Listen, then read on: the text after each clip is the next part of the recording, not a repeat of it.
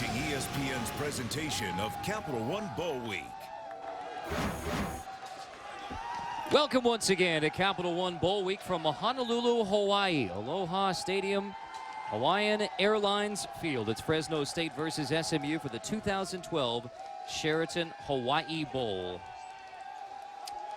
And yes, the weather is just fine on Christmas Eve, December 24th in Honolulu, Hawaii. 79 degrees. It's 47 unseasonably chilly in Dallas.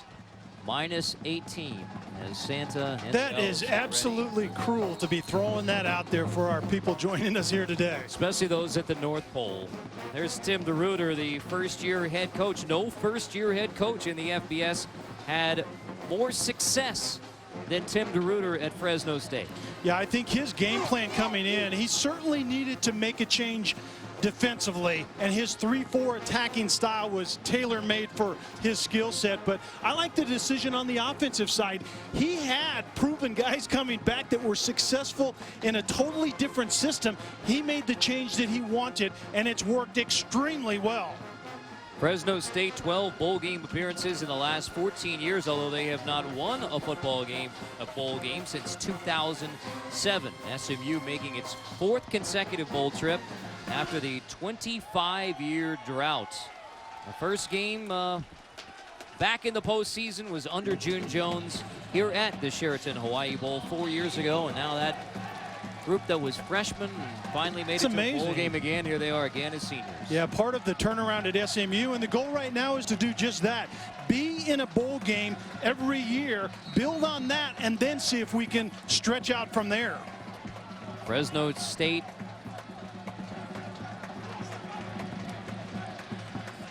won the toss, deferred to the second half, so it's SMU receiving the opening kickoff.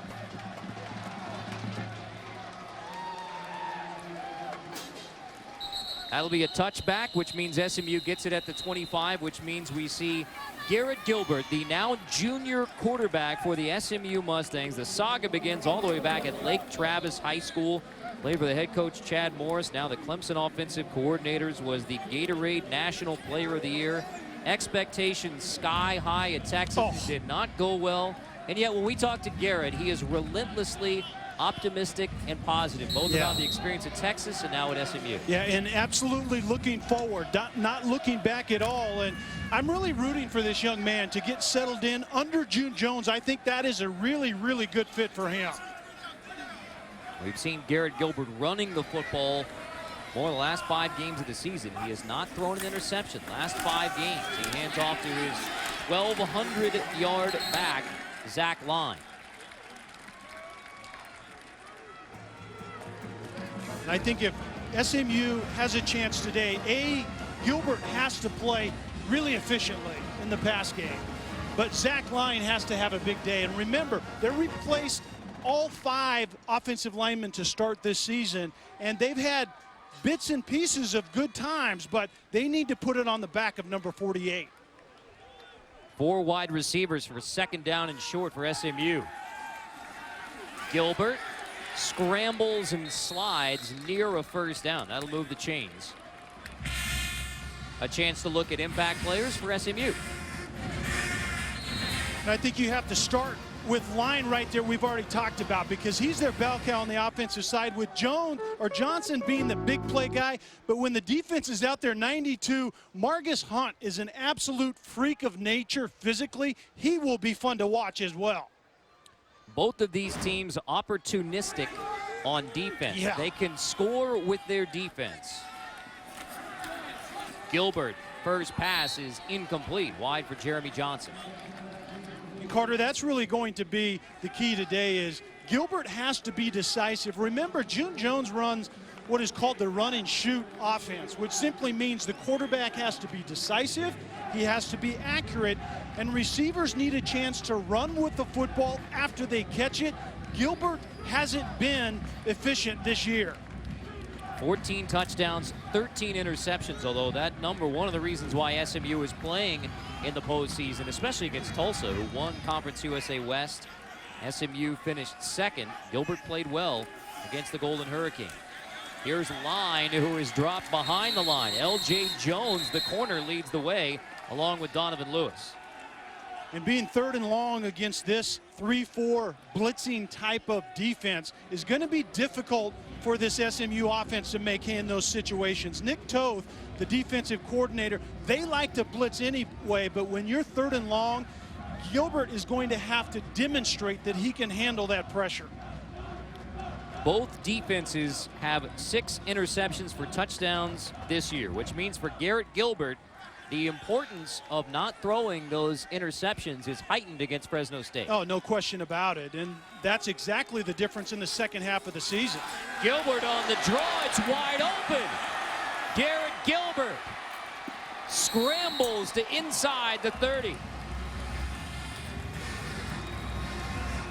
This has been an addition the second half of the season for SMU. You can see the pressure off of the left side and the designed quarterback draw going out the back door on the opposite side. He did the same thing against Tulsa. Got a blitz look, a great call, 3rd and long. Against Tulsa, he took it 74 yards right down Broadway for a touchdown. Great early sign in the quarterback draw. And that is a step in Garrett Gilbert's development rather than forcing it in. He says, yeah, I have learned to tuck it. I have learned that when I go through my progressions, I always have that option. Here's Line on 1st down, minimal gain. Well, I think, Carter, you're hitting on exactly the difference in the second half of the season for SMU. Is Gilbert was getting settled down a little bit, but June Jones discovered that Gilbert can really move as a quarterback. Not just move within the pocket, but some type of designed quarterback run game, and specifically the quarterback draw that we've already seen has been successful. Don't get me wrong, don't look for June Jones to run the quarterback zone read anytime early, because he wants to throw the football and set up the run, but Gilbert is really effective. Still adhering to the run and shoot, the Mouse Davis, June Jones run and shoot. Screen knocked away, dangerous passes. Andy Jennings got a hand on it, had a chance at picking it. Yeah, and SMU is a really good screen team, and they are a heavy screen team, but it's typically to the perimeter, to the wide receivers. You don't see it much to line out of the backfield, and when a screen works good, it's a beautiful looking play, but it's the ugliest looking play when it does not develop. I didn't mean that to be a joke when I said Andy Jennings got a hand on it, because obviously the other is wrapped in the Yeah, cast. that did not look good. Broken bone in the thumb for Andy Jennings, so he's wrapped up. 3rd and 7 for the Mustangs, opening drive. Gilbert bouncing in the pocket over the middle, incomplete, intended for Jeremy Johnson, bringing up 4th down, and quickly the kicking unit comes on, Chase Hover. And what you saw Fresno State do defensively there is exactly what their personality is. It's somewhat like the Pittsburgh Steelers. They will show you so many things before the snap. That time it looked like it was going to be pressure, and at the end of the day, they played zone behind it, and it did not develop well for Gilbert. 41-yard kick coming from Chase Hover, who has had 3 kicks blocked this year. The 41-yarder is off the upright, and it is no good.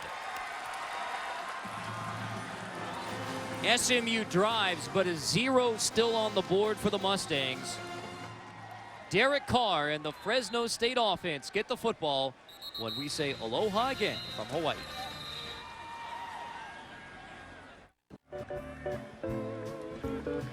Aloha again from Honolulu on the island of Oahu, the Sheraton Hawaii Bowl. Carter Blackburn, Kelly Stauffer, Kaylee Hartung, producer Steve Righteous, our director, Aloha Steve Turnberger. Our entire crew enjoying Christmas Eve out here on Oahu. Well, a 0 still on the scoreboard for SMU. That's big. It really is, and they haven't finished drive well, but when they score first, they're very, very difficult to beat. And when their opponents score first, 0-13, which means end around for Isaiah Burse here, getting the handoff from Derek Carr, who told us about his big goals for 2013. I mean, go undefeated, bust the BCS, win the Heisman Trophy, and go down as the greatest Fresno State Bulldog ever. Other than that, no national championship in there. You can see right here, Robbie Rouse started in the Wildcat, Derek Carr out wide. this is Greg Watson passing and it's incomplete. That is an incomplete forward pass on second down. So they go Wildcat early with Greg Watson, who they'll use in a variety of ways. And they were actually, Watson, you can see right here in the Wildcat, and then to this direction is actually where Carr split out to. Just giving the defense a little different picture early in this game. That's Tim DeRuyter, the first-year head coach of Fresno State, former defensive coordinator at Air Force and Texas A&M. High snap handled. Rouse first touch goes for a first down. And this is one of the similarities between these two teams offensively. They have dynamic running backs that really are the workhorse type guys. Rouse represents balance for Fresno State. Carr can throw it. Rouse can run it. They have a veteran offensive line. They force the defense to choose what it is they want to stop. Another high snap. Rouse tries to counter. Mustangs ready to wrap him up. Marcus Hunt in there on the stop, along with Torlin Pittman, the nose tackle. Robbie Rouse is one of those guys that has been a little bit under the radar nationally, but the numbers this year and career-wise are amazing. Oh, and I believe he will play at the next level. He's a very good running back, a very good receiver out of the backfield. Asked Derek Carr about Robbie Rouse. He said, I will take him against any linebacker in the country one-on-one. Carr rolling on second and long. Finds a check down. And a late flag comes in. Greg Watson makes the grab. And a flag as he gets tangled up with Kenneth Acker. But Watson was in bounds when he made the grab.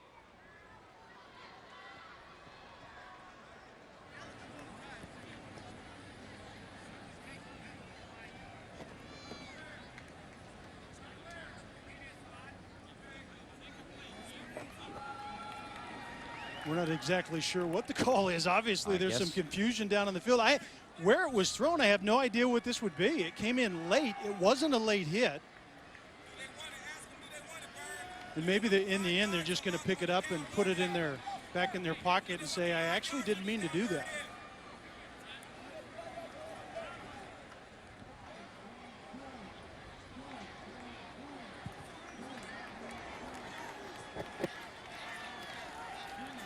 For 70. Remain second down. Well, That's not going to help us. We can lip read. I think it was an ineligible downfield. I think Austin Wentworth, number 72, the left tackle, got called for that. Just the quarterback scrambling, and the big left tackle just lost exactly where he was on the field. Backing Fresno State into second and long. Derek Carr goes with 5 wide, empty backfield.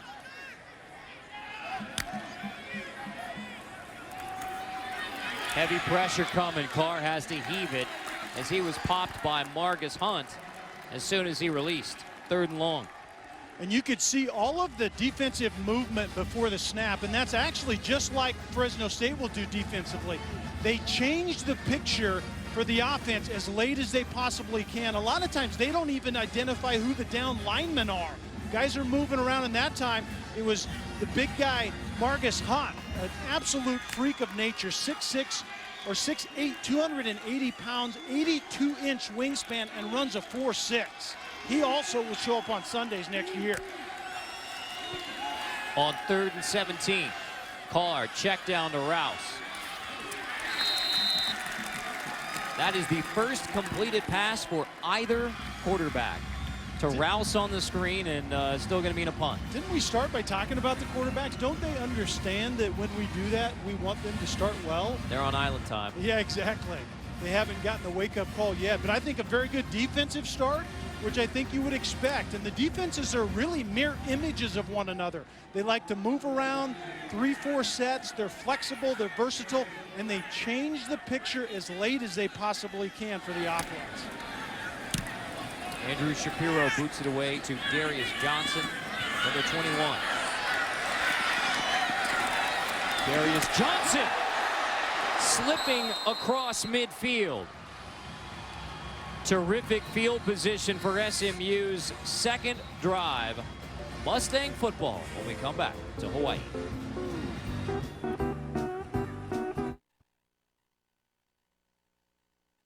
ESPN College Football, the Sheraton Hawaii Bowl, is brought to you by Sheraton Hotels. Life is better when shared. Volkswagen and Belk, modern Southern style. We say mahalo to the folks at Sheraton for giving us a nice day. The Sheraton Waikiki and the Royal Hawaiian adjacent hotels on Waikiki Beach here in Honolulu, Hawaii. Carter Blackburn, Kelly Stouffer, Kaylee Hartong for the 2012 Sheraton Hawaii Bowl. Aloha once again. I think the way both of these offenses have started, I think they're still enjoying the surroundings as well. I hope they get it going sooner than later. Gilbert from the shotgun. Heaving long to the end zone, just overshooting Derek Thompson.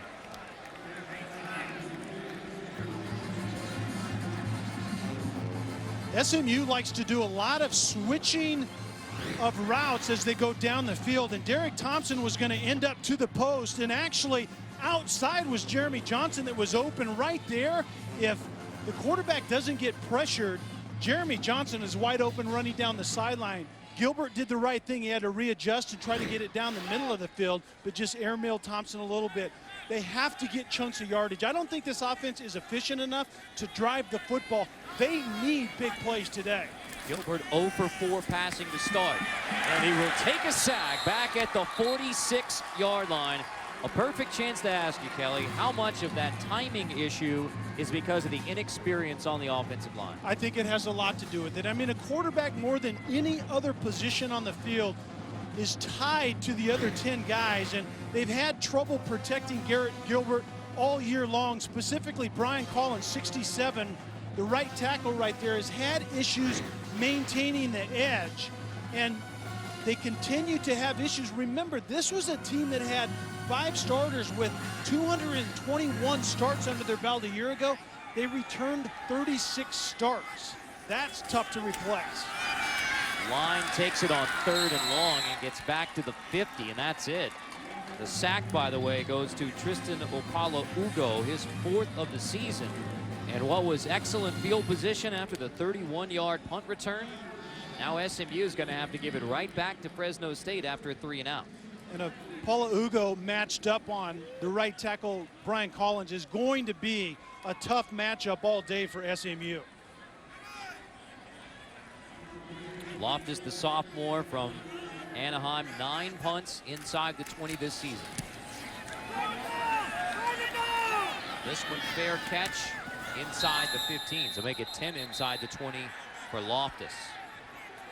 Well, when Capital One Bowl Week heads back to the mainland, 3 games on Thursday, beginning 3 Eastern, Bowling Green against San Jose State. Then at 6:30, Duke trying to win a bowl game for the first time since 1960 against Cincinnati in the Belk Bowl. 9:45, Bridgepoint Education Holiday Bowl, UCLA and Baylor. Baylor and UCLA may be the first teams that actually wear out a football in a football game. That is going to be interesting to watch. Bears came close last year in the Alamo Bowl, the Valero Alamo Bowl. Washington, you're exactly right. And if you haven't seen Nick Lawrence for Baylor this year, he is #1 in the nation in total offense. Robbie Rouse gets the handoff for Fresno State on 1st down. So Carter, getting back to Fresno State offensively, and what they do is they're balanced, and they want to force the defense to choose what it is they're going to defend, because Carr can take advantage of the right matchups outside if you go single safety and want to play man-to-man. But if you drop 2 safeties, they just run the ball with a very effective Robbie Rouse. There is Rouse on 2nd down. So SMU has held their own. So they've been able to get Fresno State into running the football, but have held on to Rouse so far. Yeah, and I think right now, neither offense is really sharp or efficient. And I would expect that out of SMU. I would think that Carr and company will pick that up pretty quickly. Rouse on 3rd down. Bounces away from the pile, but the Mustangs swarm. And for the first half of this first quarter, it has been the opportunistic defenses bottling up the offenses on both sides. And as we ramped up for this game, the thing we heard about these defenses, both of them had the same verbiage. It was fast and athletic. And that's exactly what you see out of their defensive approaches.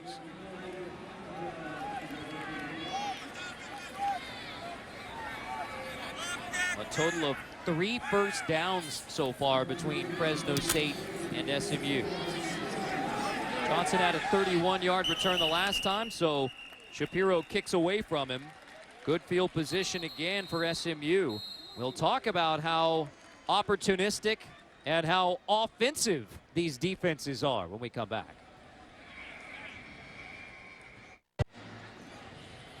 Scoreless so far and only 71 yards of total offense between Fresno State and SMU, but these defenses have been terrific all year. Yeah, that graphic right there demonstrates why it happens what you just got in talking about. It forces a lot of times offenses get off to tough starts.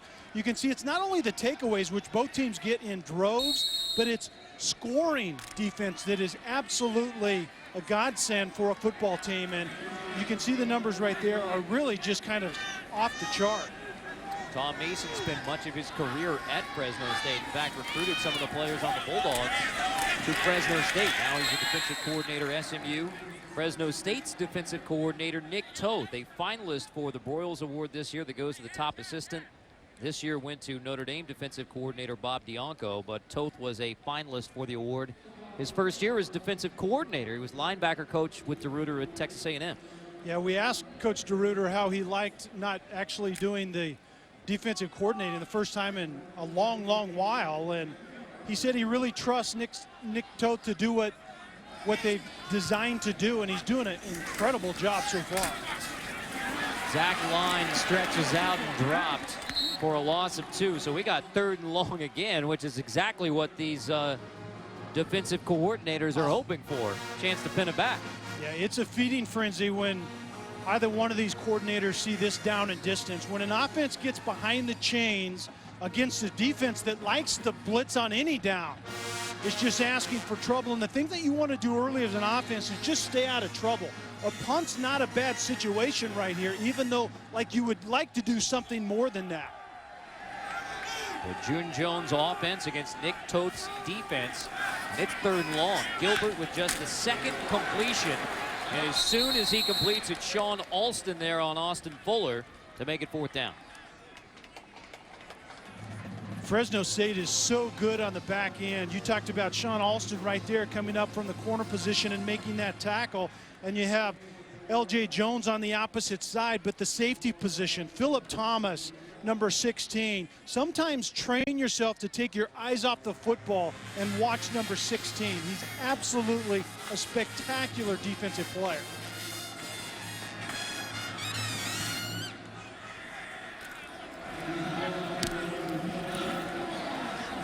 Another high punt, fair catch called for by Rashad Evans. Punters are going to be exhausted. Yeah, that's in this right. heat.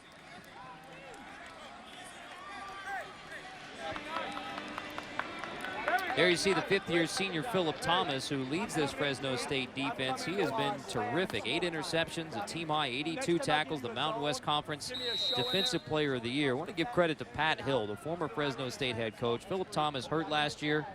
Told me at the end of last season, he said when Philip Thomas comes back, he could be the best safety in the nation, and he's been very close. Yeah, he's certainly one of the top 3 defenders on the back end in all the land, and a very, very special athlete when you watch him on tape. Carr completes to the outside. That's Devontae Adams, the redshirt freshman, who's Fresno State's leading receiver. We saw Fresno State come out offensively and use Robbie Rouse, and it wasn't successful, and now you see them really getting the ball out quickly against this pressure defense, but going to the passing game more on this drive right here.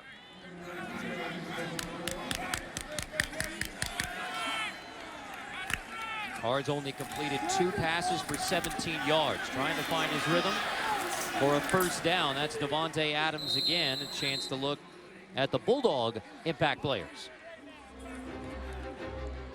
Philip Thomas, we just got done talking about, and train your eyes to go watch that young man. He's a treat. The middle linebacker moved from the outside, which is Travis Brown, number 9, and we talked about Robbie Rouse. Represents the balance that's hard to defend if you're playing Fresno State. Carr and the Bulldogs hurry up against the SMU blitz. Derek Carr downfield, and what a grab down the seam by the tight end Marcel Jensen. A 29-yard pickup. Marcel Jensen, 6'6", almost 260 pounds, and you can see him right there, running a seam route right down the middle against that two-deep look, and what a spectacular catch. And he's a great story as well. He's a tight end that wanted to put his hand on the ground and block for a good running back. All of a sudden, this spread offense shows up, and he had to reinvent himself. Carr slaying incomplete, and the defensive coordinator, Tom Mason from SMU, was saying, yeah, I knew he was fully capable of that because Marcel Jensen's one of the guys that Tom Mason recruited to Fresno State. Yeah, that was really interesting, and he's really a mismatch outside. I mean, he's a tight end that can detach. He's a good enough athlete, but he's a wrecking ball in the screen game as well when they want to get the ball to the perimeter. Rouse for a pickup of maybe 4. Torlin Pittman, the nose tackle, makes a stop. And you can see Derek Carr that at least feigns like he's running the quarterback zone read, but there's no read about it. Derek Carr's not going to keep the football very often in the zone read concept. Rouse is getting it. They will run a screen game to the perimeter if the defensive end needs to be checked a little bit. Carr's not going anywhere with the ball. 5 wide for 3rd down.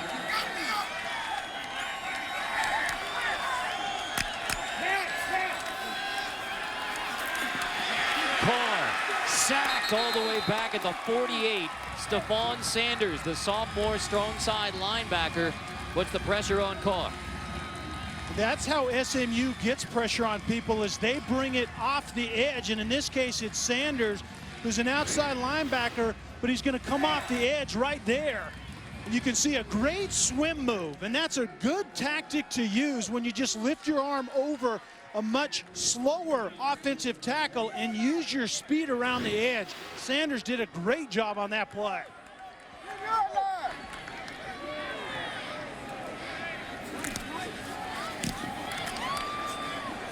Shapiro's punt, fair catch called for Darius Johnson, and he grabs it inside the 10.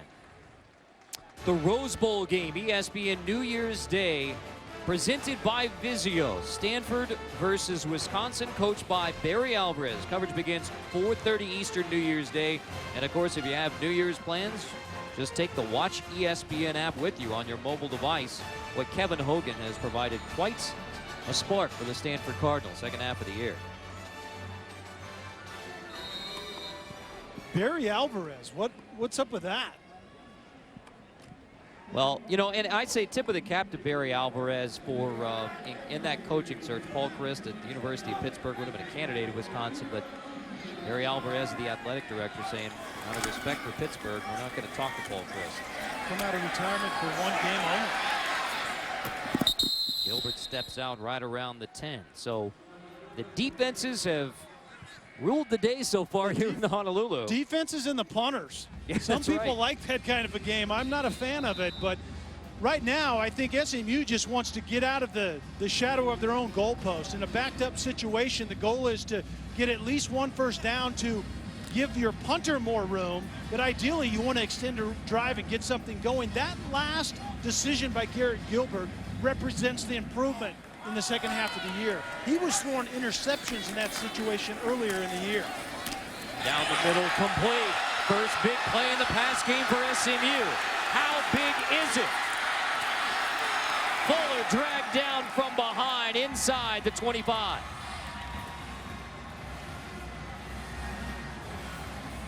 A 67-yard hitter, 69 for Fuller. Well, this is the downside. It's just a quick slant right there. Very good ball placement, but the downside of a pressure defense, a lot of times if you miss a tackle, there isn't anyone else there, and you can see Austin Fuller not a ton of speed. He actually transferred in from Virginia Tech, set out last season, more of a possession type of guy, but very good ball placement by Gilbert on that play as well.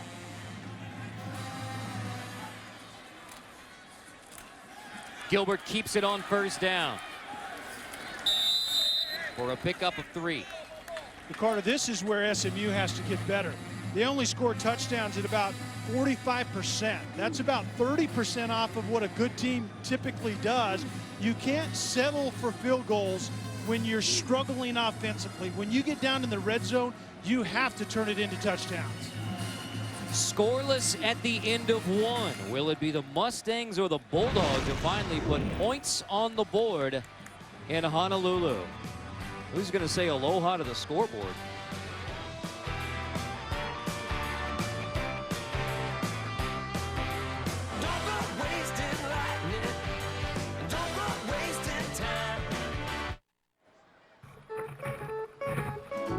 Innovative look at Diamond Head and Waikiki from Noisy Cam. That is outstanding right there. And yes, that actually is Noisy. Yes, we didn't dress him up for the role. That's the way Noisy, that is awesome. That's the way. I was led to believe it was going to be Carter, though, so I'm slightly disappointed. Here's where you make your Fast Times at Ridgemont High references for Noisy. Second down here for SMU. Line takes it to near the 16. All right, third down coming here, Kelly. And you told us SMU in the red zone, inside the opponent's 20, has to be a whole lot better at getting in the end zone. Yeah, it has not been good on the year. And they're at least in a situation where they can still keep Zach Line in play. And he's really their drive finisher. I mean, he can close out drives. So that option is still on the table here at about 3rd and 4, but Garrett Gilbert has to get some things done, obviously on 3rd down. And the guy that he needs to look for, number 3, Darius Johnson, is his guy, and he's at the top in the slot. He's the guy that picks up this kind of play. Gilbert right through the blitz and into the end zone. Touchdown, SMU.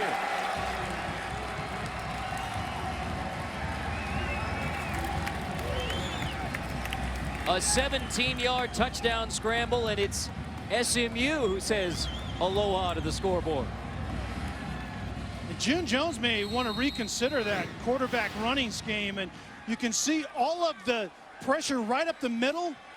If that tackle is missed, we're nothing but green grass. He makes a good move right there at the end on a very sure tackler in Phillip Thomas. Jeremiah Toma misses on the blitz. Garrett Gilbert makes him pay. Touchdown SMU. Like the fight song says, hail to the red and blue, the Mustangs of SMU. 7-0.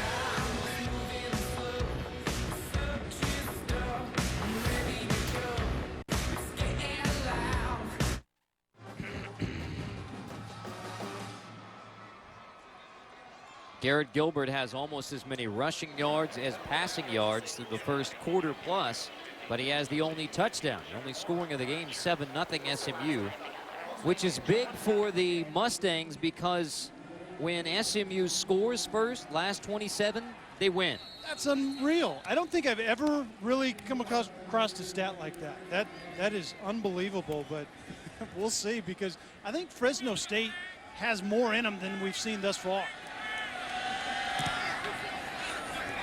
And hellos even on the sidelines as June Jones makes his aloha return trip to Hawaii.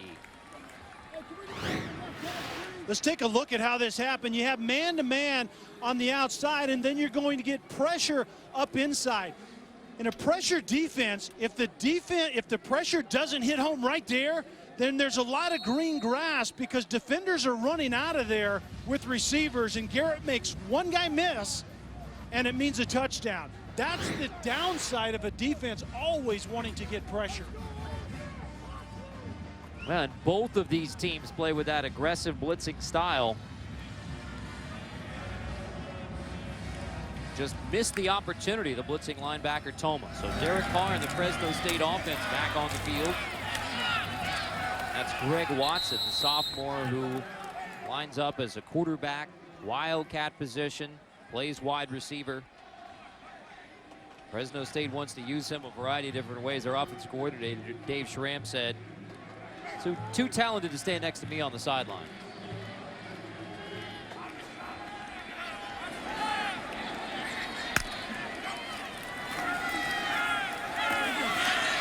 Hard completing on 2nd and 3 to move the chains.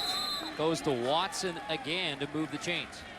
Yeah, Greg Watson listed as their backup quarterback is out wide, and you're trying to see Fresno State getting a little spark right here. You go up tempo. It's kind of like the 2-minute mentality. Sometimes the offense responds to that and gets a little more life than we've seen out of Fresno State thus far. Incomplete off the hands of Watson. 3 straight passes to Greg Watson. The downside of a hurry-up situation is sometimes you don't know exactly what the defense is doing if it's a defense that likes to move around a lot. The idea is if we snap it early, they have to define themselves early, and we'll see if that works for Fresno State on this drive.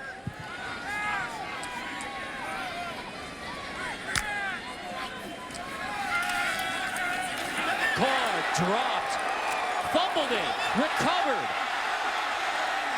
Another fumble, knocked out of bounds. SMU will take it. Marcus Hunt knocked it free, and then Aaron Davis recovers and returns to inside the 20. We'll see where the ball is marked out of bounds, but it's SMU football after the sack fumble. And Marcus Hunt is going to come off the edge right there, and this is exactly why the NFL is in love with this guy. Remember, he hasn't played a lot of football, and so he doesn't have a lot of bad habits, but what he does have is unbelievable measurables, and you saw him getting around the edge right there. The 6'8" defensive end from Estonia, who's playing just his 4th year of competitive football, but this is like what the BBVA Compass Bowl, what he did last year. And that's Marcus Hunt, who's headed to the training room. He was the defensive MVP last year against Pitt. 3 sacks, 5 total tackles in that bowl win for SMU last season. 7-0 SMU Mustang football, but the sack fumble is under review.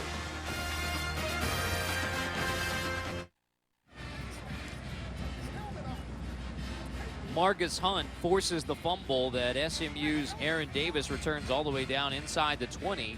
Still under review. Let's have another look. And Marcus Hunt actually beat Alex Fafita, the true freshman, and I think from a different angle, we could see that that ball seemed to be out before Carr got to the ground, right there.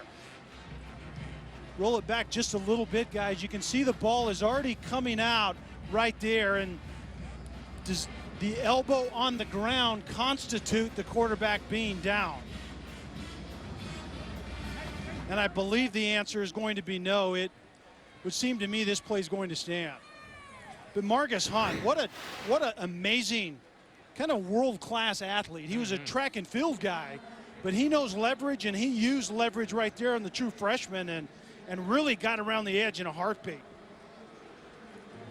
Let me put these measurables on you. 6'8", 280, 82-inch wingspan, and runs a 4.6. That is crazy. And he's matched up with a freshman right tackle for the time being. Here comes the call.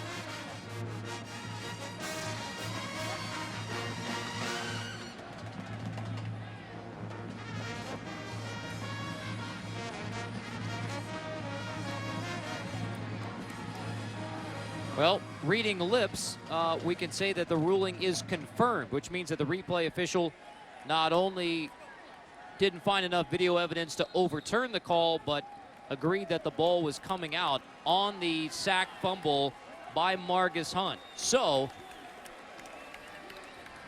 it is SMU football at the 16. We check in with Kaylee. As you guys talk about Marcus Hunt, it's incredible to realize that this is a guy who 4 years ago had never played football. But Coach June Jones says he knew the moment he saw him, his athleticism was bar none. When the first day he got hit in the mouth at practice, he's a guy who wanted to fight. His toughness was never going to be an issue, Carter. Marcus Hunt with the sack fumble. SMU back on the field. That's an incomplete pass to Derek Thompson. remember, Carter, we're still dealing with SMU's issues in the red zone. We saw they closed out a drive with a very good move by the quarterback Gilbert on that last drive, but when your defense turns it over deep in the red zone right here, you have to take advantages of this situation. And you believe that Fresno State offensively, they're too good to be held down this long, so they have to take advantage of opportunities like this.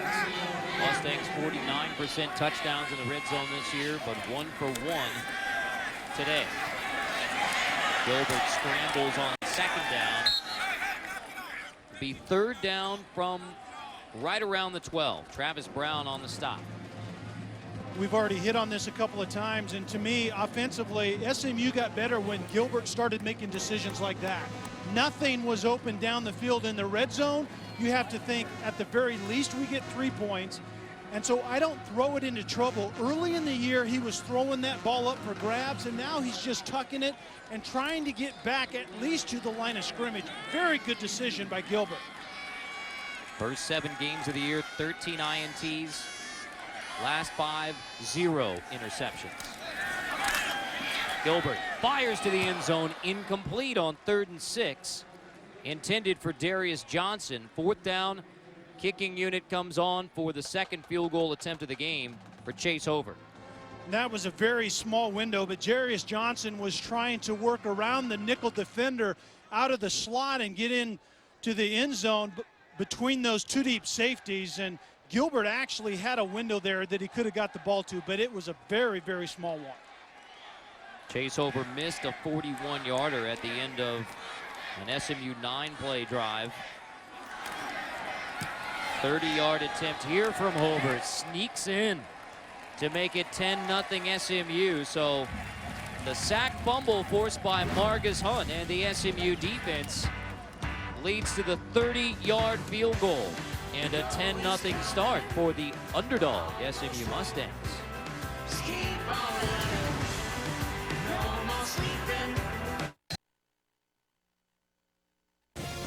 ESPN College Football, the Sheraton Hawaii Bowl, is brought to you by Hawaii Tourism. Create your own perfect moment with special travel offers at gohawaii.com/vacation. The Venture Card from Capital One. Earn double miles you can actually use. And Vonage. Sounds good. This is a view from the Nepali coastline on the island of Kauai. We are on the island of Oahu for the 2012 Sheraton Hawaii Bowl from Honolulu. Mele Kalikimaka, as they say here. Merry Christmas, happy holidays. Fresno State down 10-0 early to SMU. Fresno State co-champs of the Mountain West Conference. SMU finished second in the Conference USA Western Division this year. Kickoff from Mike Loftus, taken by Isaiah Burst. He's dragged down right around the 19-yard line. Well, a 10-0 start for SMU here on Fresno State, Kelly, and we talked about, quarterbacks, and now you got a couple good ones, potential for big plays, and yet the defenses have mostly carried the day. Yeah, opportunistic defenses, and we talked about that as well. They pressure, they make it really difficult on the opposing offense. The offenses really have to stick to things because there are opportunities there. They have to keep their heads up to take full advantage of them. Well, the big play for SMU in this football game was that sack fumble. And then one big play in the passing game. You have the big one to the tight end for SMU.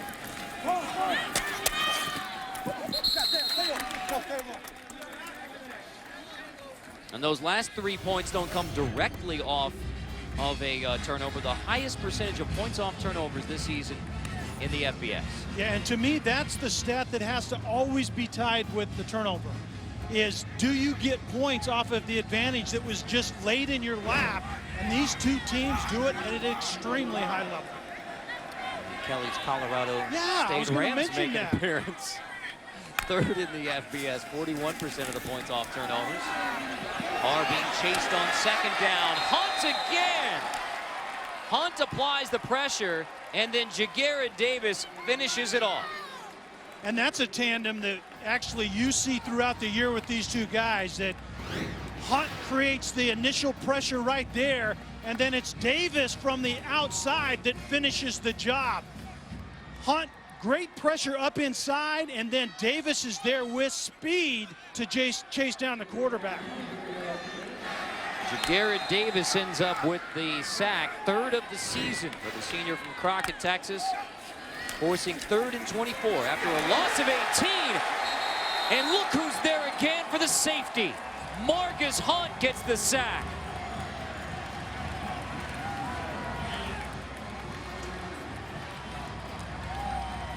How quick and explosive is that young man? That is unreal how quickly he's getting to the quarterback. And Nick Toth right there is moving number 92 and Hunt around. One time he's on the defensive end, and then the next time he's down inside like he is right there and just schools the right tackle and gets by him in a heartbeat. That's the freshman right tackle, Alex Fafita, the true freshman who is being dominated by Marcus Hunt. That is sack number 8 of the season for Hunt. So the last 2 possessions for Fresno State, Hunt gets the sack fumble that sets up the field goal, and now the sack in the end zone for a safety. So that's 5 points essentially from your defensive end. And that's really the nature of what SMU is doing defensively as well. We talk about June Jones and his offense, but defensively, SMU has made steady improvement every year that June Jones has been there. This year, they took a step back statistically because they had so many injuries on the back end in the secondary, so their pass numbers were up to some extent. But speed and athleticism works on the football field. That guy's in the process of making himself a boatload of money. And we have not yet seen him block a kick, although he has 17 in his career, one of them versus Texas A&M when Tim DeRuyter was the defensive coordinator for the Aggies. So from the 20 after the safety. This is Darius Johnson who gets back to the 33. Wednesday night back on the mainland, Capital One Bowl week. The Little Caesars Bowl brings you Central Michigan and Western Kentucky, 7:30 Eastern time. Lance Guidry is the interim head coach for Western Kentucky before Bobby Petrino takes over. Lance Guidry gave one of the great interim head coach bowl speeches a few years ago in the GoDaddy.com Bowl. I'm looking forward to hearing what Lance Guidry has teed up in the Little Caesars Pizza Bowl. Those 2 teams to me represent exactly why the bowl season is so important. They get 15 practices as they're trying to build their programs, vital for programs just like them. Garrett Gilbert heaving long on first down for Jeremy Johnson. Incomplete. Knocked away at the last second by the safety Philip Thomas. And there, for the first time, you've really seen the strong arm of Gilbert. Very well placed, and Jeremy Johnson just doesn't come down with it. You see the cover ability by Philip Thomas, and he was out of phase, which means he couldn't see the front of the receiver. So what you do when the receiver shows that the ball's in the neighborhood, you count to 1,001, and then you strip at the hands like a madman. Very well played by the defensive back on that play. Gilbert just 3 for 10 passing for 71 yards, so back to the ground for Zach Line. And SMU has built a 12-0 lead in this game without much from either Zach Line, who has only 19 rushing yards, or Garrett Gilbert, who has 71 passing yards. Gilbert has almost as many rushing yards as passing. And this is the reason why when you try to throw on first down and you're not successful, you're behind schedule offensively, and it takes your running game really out of the mix. But this is where Garrett Gilbert and SMU has to make hay to get consistent and be efficient. They have to do things on third down. Gilbert on the draw for a first down. Gilbert scrambling to the 45 to move the chains. That is a true quarterback zone read out of June Jones. That needs to be archived and put in some museum somewhere, because he told us that he doesn't want to run his quarterback. Reading the defensive end, pulling it after the quarterback gets the read that the defensive end is chasing the running back, and your quarterback that you don't want to expose to the run game picks up a vital first down. 73 rushing yards, 71 passing yards for Garrett Gilbert. And now dropping it off for Zach Line, who is dropped as soon as he grabs it by Kyrie Wilson, redshirt freshman linebacker. Kyrie Wilson did a very good job from that linebacking position, sniffing out the screen and waiting until the ball was thrown before he pursued the running back. Very good read and recognition by a very young player. They have some talent on that side of the ball. They really liked what they saw when they got here. They didn't feel they were in the right scheme, but they saw athletes and they saw speed. That works well for what they want to do defensively in Fresno. Gilbert completes. Good throw. Derek Thompson corrals it before he goes out of bounds on a good throw from Gilbert. When Garrett Gilbert hits his back foot and throws the football, why? No wasted motion, throw it on time, confident, decisive, and guess what the result is at the end of the play? Accuracy. That's where Garrett Gilbert needs to get back to.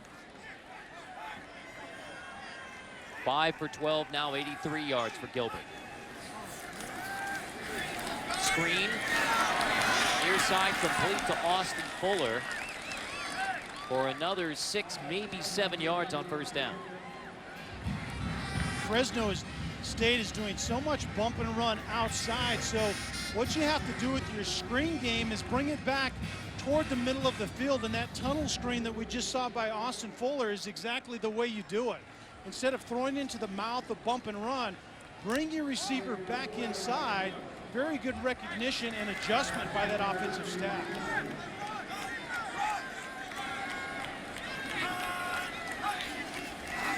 Heavy pressure coming. Picked up by the Mustangs. Gilbert completes again. They're saying that's a completion to Derek Thompson, making 4 straight completions by Garrett Gilbert. L.J. Jones in coverage. So Carter, one of the things that the run and shoot does, as you see right there, the pitch and catch to Thompson, is it identifies the matchup that you want, and then if you have the ability to get to it, then you can make hay. And you see right now that Garrett Gilbert is really liking that matchup with Thompson, number 7, matched up on L.J. Jones, the corner, number 6 on the outside.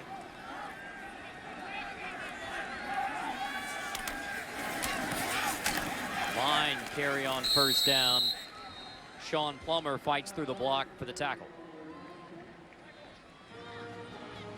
Fresno State is obviously not going to, or at least their design is to not let Zach Line really get going and force Garrett Gilbert to prove that he can get it done. And right now he's doing just that. Fresno State won 9 games, co-champions of the Mountain West Conference, along with Boise State, San Diego State. SMU had to win their finale against Tulsa to become bowl eligible at 6-6. So Fresno State was expected to be the team to take this Sheraton Hawaii Bowl. Instead, it's SMU moving it with a 12-0 lead. That's Darius Joseph, the redshirt freshman, for another gain of 8, maybe 9. Well, SMU and June Jones understand that Nick Toth wants to dial up pressure when he gets a team what they call behind schedule, and 2nd and 9 is exactly that. But right now, June Jones is just one step ahead in the game calling arena. Nick Toth was bringing pressure from one side. SMU is throwing the screen out the opposite side.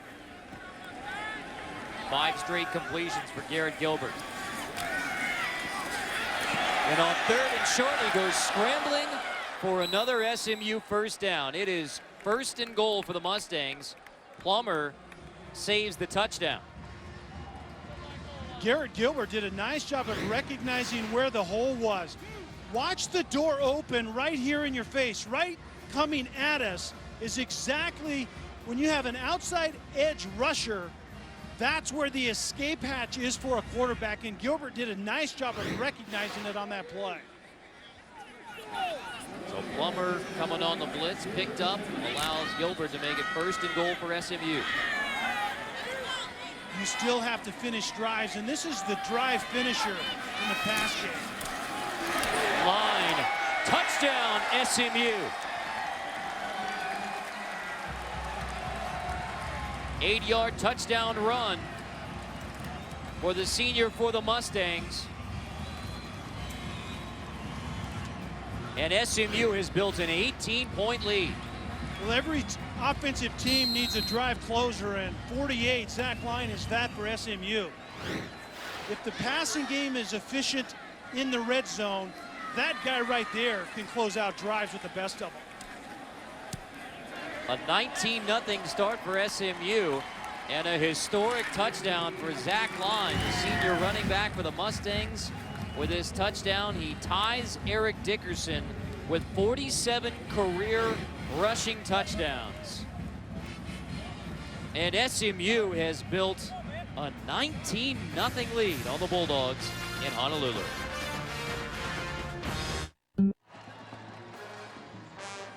A surprising 19-0 start for SMU on Fresno State in the Sheraton Hawaii Bowl. A historic touchdown for Zach Line. Yeah, Zach Line, it's unbelievable what he's been getting done. Wow. So that last, pretty good company. Yeah, the last rushing touchdown ties him with Eric Dickerson. You see, he's got to have a really big second half to get Eric Dickerson in the career rushing yards, shall we say. But it's amazing for a guy from Oxford, Michigan, who had no FBS offers out of high school, that he is up there career-wise with one of the all-time greats, Eric Dickerson. What college athletics and football in particular is all about.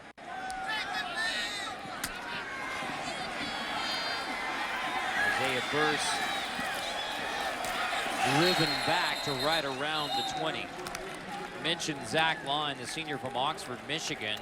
No FBS offers out of high school, so the Lions senior vice president, Bill Keenest, who was familiar with him from high school, called June Jones, who had been an assistant coach with the Lions years ago, and said, this is a guy who can play for you, Zach Line, and he's now up there with the all-time greats in SMU history. That's an amazing story, and those of us who cover college football need to cover stories like that.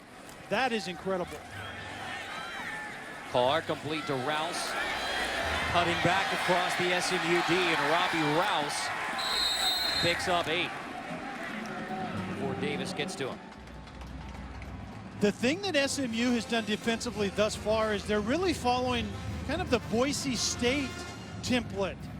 Boise State held this Fresno offense to 10 points earlier in the year in conference play, and they played soft and didn't give up any big plays. But they were able to dominate the line of scrimmage anyway. I didn't think SMU had the ability to do that defensively. They're dominating the line of scrimmage. Rouse, maybe a yard, it'll be close. Torlin Pittman, the nose tackle, stops Rouse. Apparently got enough. Chains are on the move. First down. When a defense is playing soft coverage but can still get pressure, what it forces a team to do offensively is to get the ball out quickly, but then you have to be efficient and sharp. And Fresno State hasn't been that thus far on today.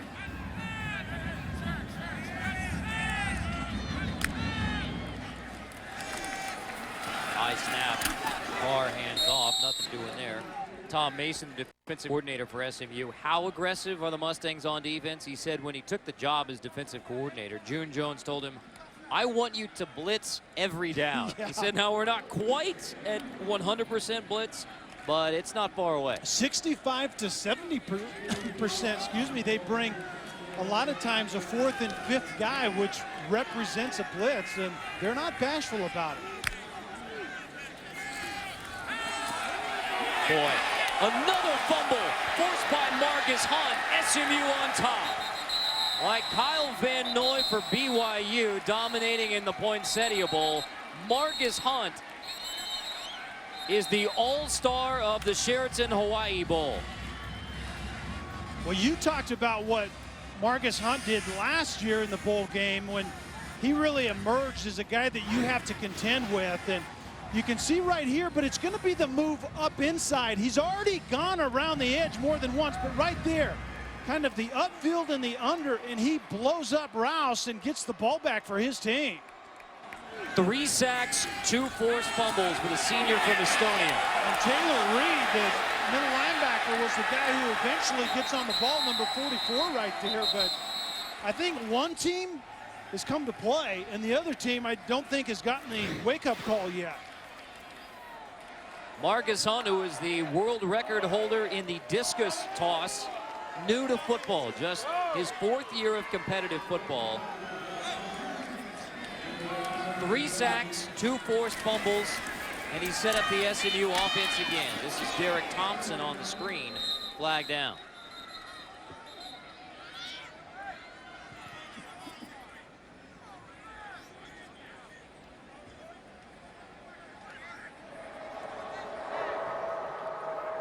Holding, offense number 63. 10-yard penalty, remains first down.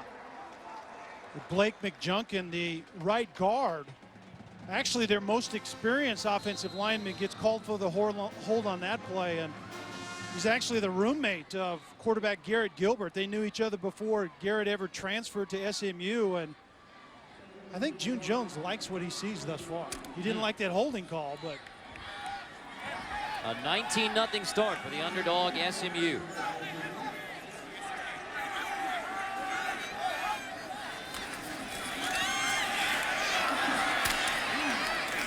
Line loses a couple, so we're already to 2nd down and long. That's Jeremiah Toma, junior weak side linebacker, who gets there on Zach Line. once again, we've talked about this before. Nick Toth loves to bring additional pressure when he has the offense behind the sticks, as this obviously represents 2nd and extremely long. But if you're SMU, you're in makeable field goal range. You don't need much to get another 3 points on the board. That's your minimum goal right here. You don't want to make a mistake and get nothing.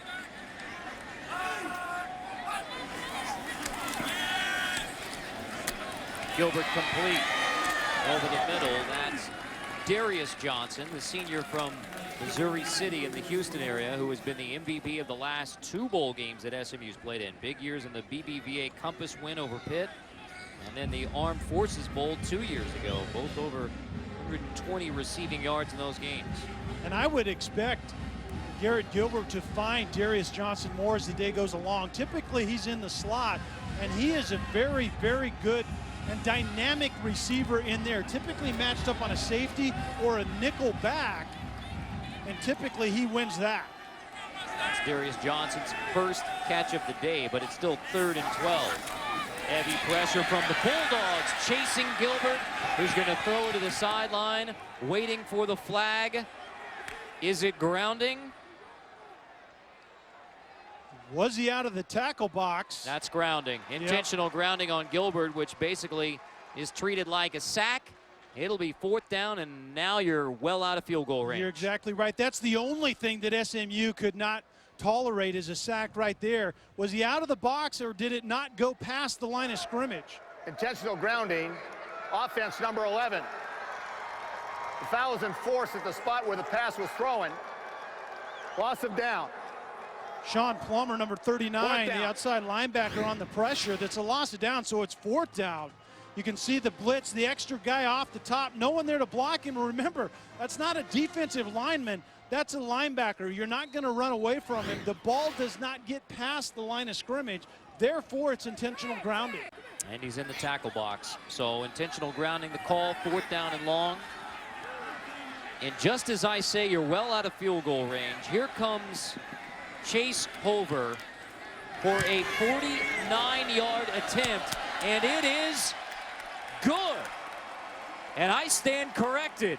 Chase Hover drills the 49-yarder, 2nd longest kick of his SMU career, and it's 22-0 Mustangs on the Fresno State Bulldogs.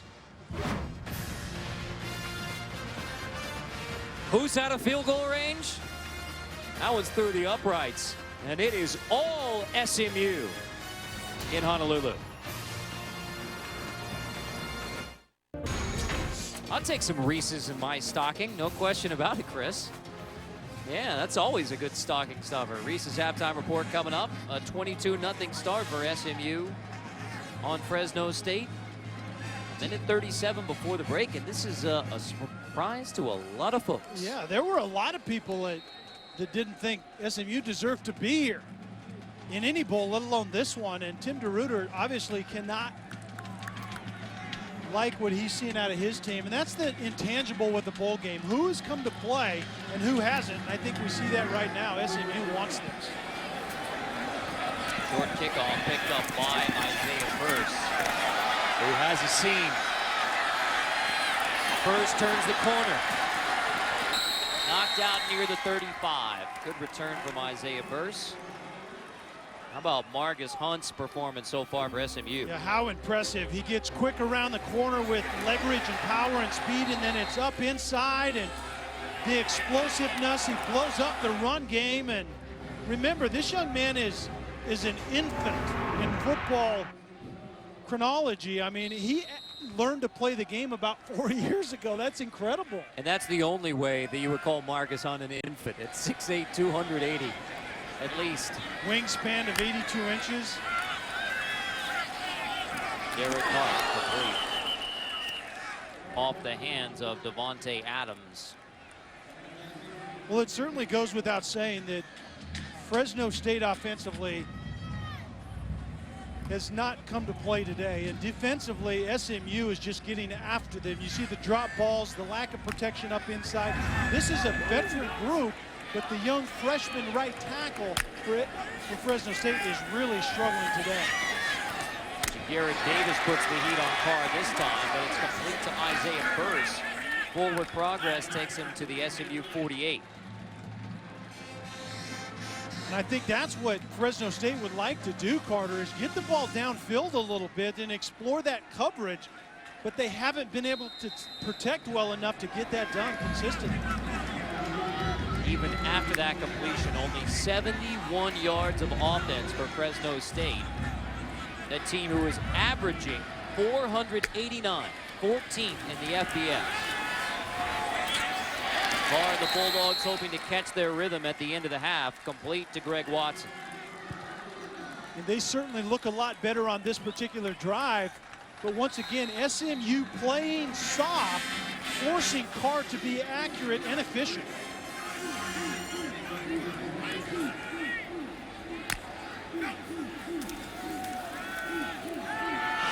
Derek Carr heaves off the back foot. Inside the 10, it's caught by Devontae Adams. First and goal, Fresno State. Derek Carr really showing off his strong arm right there. He was actually being flushed out of the pocket to his right and throws it up to a receiver that he knows will go up and make a play for him. Carr's completed 5 straight. He was trying to hurry Fresno State to the line, instead timeout prior to first and goal. And initially when Carr got flushed, you thought, well, he's throwing this ball away, but he's done that from time to time. He trusts the guys downfield. You can see right here, he's looking to his left initially. He knows he has Adams going deep, getting flushed to the right a little bit, but the strong arm off the back foot, and this is the result at the other end. You see the double move, and Devontae Adams gets deep and then goes up at the highest point and makes a nice play on the ball. See Dave Schramm right there with the headphones on talking to his quarterback, and this is the type of thing that can jumpstart them, especially when it happens at the end of the half. You get to go in with a much better taste in your mouth. Fresno State 65% touchdowns this year. Schramm last 7 years had Utah under Kyle Whittingham.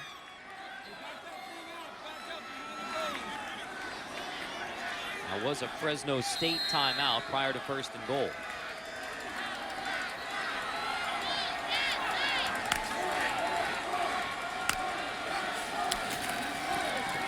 Carr fade, knocked away, intended for Adams. Chris Parks, the junior corner in coverage, second and goal. And that's very difficult to throw against what SMU is doing defensively right now. It's if you were playing basketball, you'd call it the picket fence defense. Basically, all of the defenders are on the goal line, and they're playing slightly soft and off the receivers. They're looking in at that fade route as Chris Parks was right there. That's an easy play for a defense to make. Don't get caught watching the paint dry. Exactly right. Rouse to the 1, inside the 1. Kevin Grenier saves the touchdown. 3rd and goal coming for Fresno State. Bulldogs will use their 2nd timeout. And this is where Robbie Rouse has to show off. He's the guy that has to finish drives like this deep in the red zone. Remaining in the first half. 3rd and goal coming after the timeout. Well, tomorrow, a big box under the tree awaits you of NBA action presented by State Farm on Christmas Day, beginning noon Eastern, Celtics and Nets, and then all the way through ESPN Nuggets and Clippers at 10:30 Eastern Time. It's the NBA Christmas Special on ABC and ESPN tomorrow, presented by State Farm. I like that Knicks-Lakers game. Have the Knicks actually righted themselves?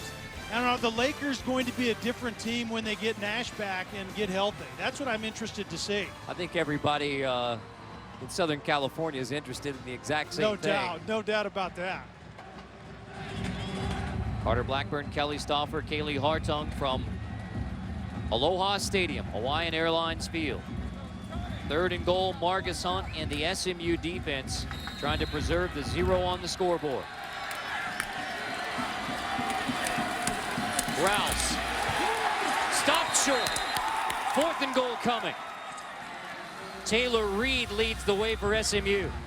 And it wasn't Marcus Hunt that made the play, but it was certainly Marcus Hunt that forces him outside. Watch the bubble right there. The penetration inside moves the running back 1 slot outside, and that was not where the point of attack was intended to go. He's impacting this game in a huge way. 4th and goal. Tim DeRuyter lets the clock roll to 4 seconds before taking Timeout. Fresno 3rd State. and final. That is their 3rd and final timeout. There you have it. Of the first half. So the question is on 4th and goal, down 22-0. Do you take the 3 points on the easy chip shot field goal, or does Tim DeRuyter leave his offense on the field? Well, from up in the booth with you, I want a touchdown. Down on the field with the head coach, he may just want any points on the board. I think it sends a message to your team, actually a better message, if you get this in the end zone. Go ahead and go for it and show your team that you're here to not only play this game, but win this game. And I would run away from number 92, Marcus Hunt, right there. October 27, which was game 2 of the 5-game winning streak. Fresno State was down 21-0 to New Mexico, came back and won the game. And after the timeout, 4 seconds, 4th and goal, it's Derek Carr and the Bulldog offense for the final play of the half. SMU timeout. Icing the quarterback. Timeout. Southern Methodist. That timeout is used a lot like a timeout in basketball. Last second shot, the teams get on the floor and you see, okay, how are they setting up? And then the opposing team calls a timeout. So now at the very least, you at least get the offense thinking maybe we need to change something, because you would think Fresno State lined up in the formation where they can run their best play in this situation. I think they line up and do what they had called before. And of course you have to make sure that 92 is blocked. Marcus Hunt, the SMU defensive end. Kelly, there. You pointed out how he blew up the last play. He has 3 sacks, 2 forced fumbles in this first half. Yeah, and the other thing is Marcel Jensen, the big tight end for Fresno State. You talked about him earlier. He's a great deep red zone threat, and he's the guy in the bunch down here leading the charge. He can post up like a forward and show the numbers to the quarterback right here. 4th and goal, last play of the half.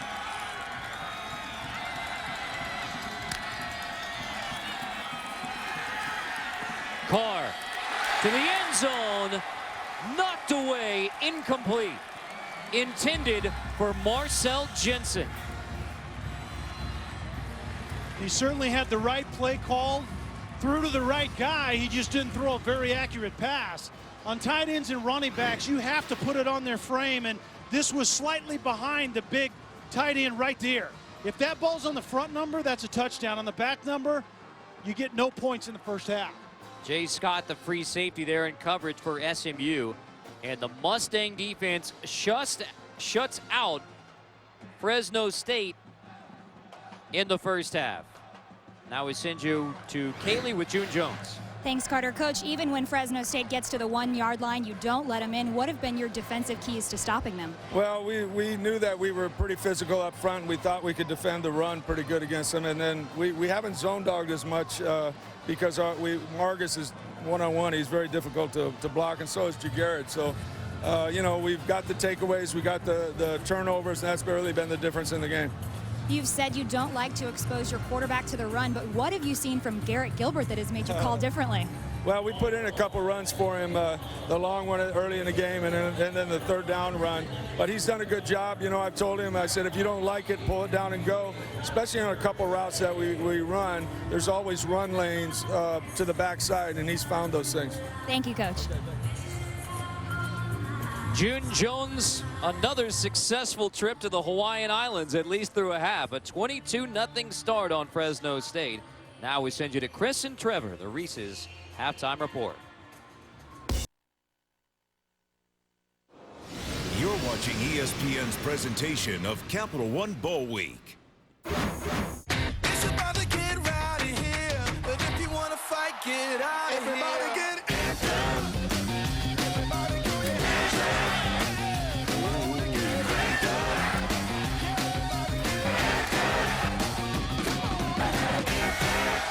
have a good day.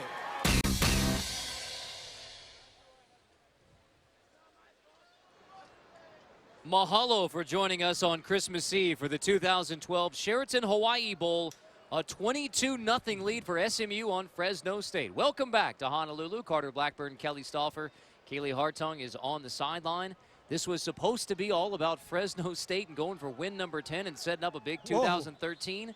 But there's something about a June Jones team in Honolulu. And we talked about that in the production meeting last night. Don't count out a June Jones team. First of all, Fresno State has to find a way to block Margus Hunt. And I don't know if they have a way, quite honestly. I don't know how many players they commit to blocking the guy. But if they can do that, you saw in that last drive, they were giving help on Margus Hunt. They have an opportunity to do something offensively. One of the impact performances of bowl season, no doubt. In the first half, Margus Hunt, the senior from Estonia, 2 sacks, 2 forced fumbles, a safety, helping SMU to a 22-0 lead. Fresno State won the toss, deferred to the second half. So this is Milton Knox on the return for Fresno State. Chance for us to look at the first half highlights, and of course it begins with Mr. Hunt. Absolutely. Unbelievable. I mean, the explosiveness that this young man shows. Very quick at 6'8", 280. And he just absolutely engulfed the entire game plan for Fresno State offensively. Even got points of his own on that sack right there in the end zone. And then the other impressive thing is the decision-making and the designed runs by Garrett Gilbert in the quarterback position. That was the difference. When nothing is downfield, run it. Very good first half by that quarterback, Garrett Gilbert. The SMU defense on the field to begin the second half. With Margus Hunt, number 92, getting after it again with 3 blockers there on Margus Hunt on the first play, meaning a chance to go downfield, and Isaiah Burse, first play from scrimmage, and you see the adjustment of sending 3 guys to block Margus Hunt. Yeah, block number 92 and then get the ball down the field. You can see right there, absolutely, it was a triple team. There are opportunities down the field, as we'll see right here if you can get there. Isaiah Burse goes inside and then bounces it back outside on Jay Scott. Very well executed. Screen to Rouse, goes for nothing. Taylor Reed blows it up. Robbie Rouse has been bottled up by SMU. And that had to do with Margus Hunt as well. Margus Hunt has controlled the line of scrimmage for SMU. And there hasn't been a run game and a downfield passing game because nobody could find a way to block number 92. Think there was motion on the line? think there might be a couple of guys there. Pittman might be the guy that gets called for it, but you could throw your flag on about 3 of them. False start. Offense number 53. 5-yard penalty. Remains second down. That signs the left guard who's playing because Matt Hunt, the starting left guard, pulled his calf in practice on the first day here in Hawaii. It was hard to see that movement. I thought the defensive line was in the backfield before an offensive guard moved. Screen again. Rouse dropped again. It'll be 3rd and long already. Taylor Reed gets the stop again on Robbie Rouse. Taylor Reed did a nice job of diagnosing the screen, and that's where Fresno State likes to use Robbie Rouse in the pass game. And you'll just see him kind of slide off a little bit to the right, low profile, but trying to get lost behind those offensive linemen. But 44 does a nice job of reading and recognizing that screen.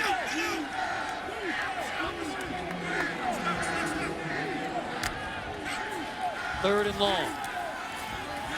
Hunt pressures Carr again. Has to heave it to the sideline. Margus Hunt. Delayed pressure on Derek Carr, but the pressure comes nonetheless.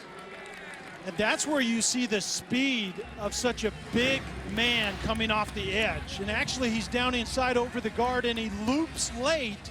And it surprised Carr just a little bit. But this is one of the things that I've seen Carr do.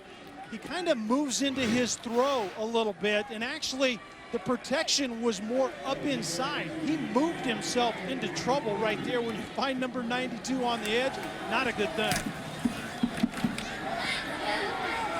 There is Johnson from the 10.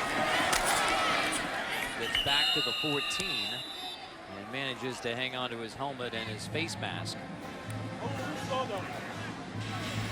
We look at the updated numbers. The Sheraton Hawaii Bowl summary shows you that Robbie Rouse, 8 rushing yards for a guy who's averaging 122 a game. Yeah, and we talked about what Boise State did against this Fresno State team offensively, is they controlled the line of scrimmage, take the running back out of the game, and then get after Derek Carr. That's exactly what SMU was able to do defensively. And then I like the decision-making that you see in the rush yards right there by Garrett Gilbert. You think Marcus is having fun out here? I think he is, and rightly so. We're having fun watching it. Gilbert completes his first pass of the second half. A chance to check in with Kaylee. Carter, I'm told before the game, a local walked up to Margus Hunt and said, "Where are you from?" Margus Hunt said, "I'm from Estonia," whereupon the local said, "Where in Texas is that?" That is hilarious. They play 6-man football in Estonia, Texas. A little bit south of Austin, I believe. Yep. Yeah, they've got some tough football players in Estonia, Texas.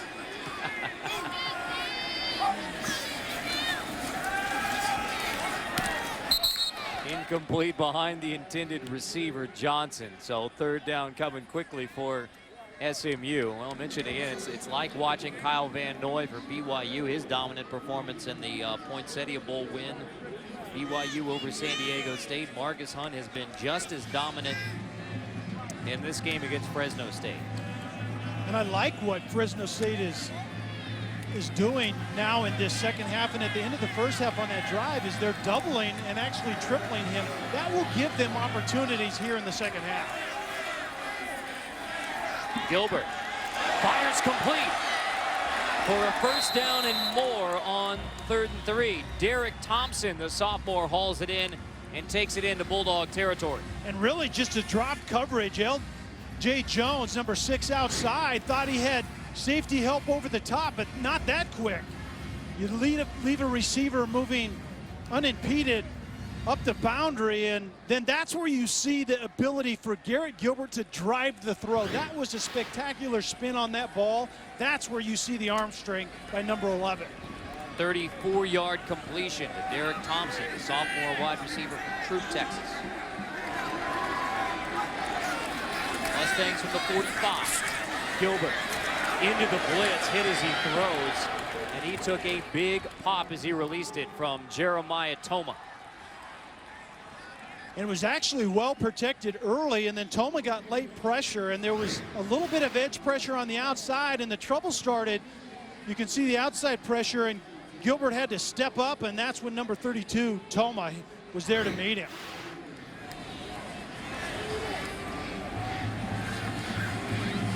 I guarantee you, defensive coordinator Nick Toth is not going to set back and let Gilbert get comfortable. Their game is to pressure. They're going to continue to do that on June Jones's offense.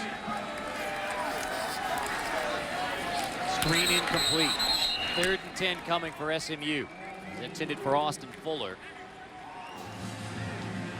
See, Carter, and that's what I saw breaking down Garrett Gilbert preparing for this game. When he takes a big hit, that's where you see the lack of confidence. That can steamroll into a couple of bad throws, errant throws, just like you saw right there. He has to shake that, step up confidently the next time you're asked to, and deliver a strike.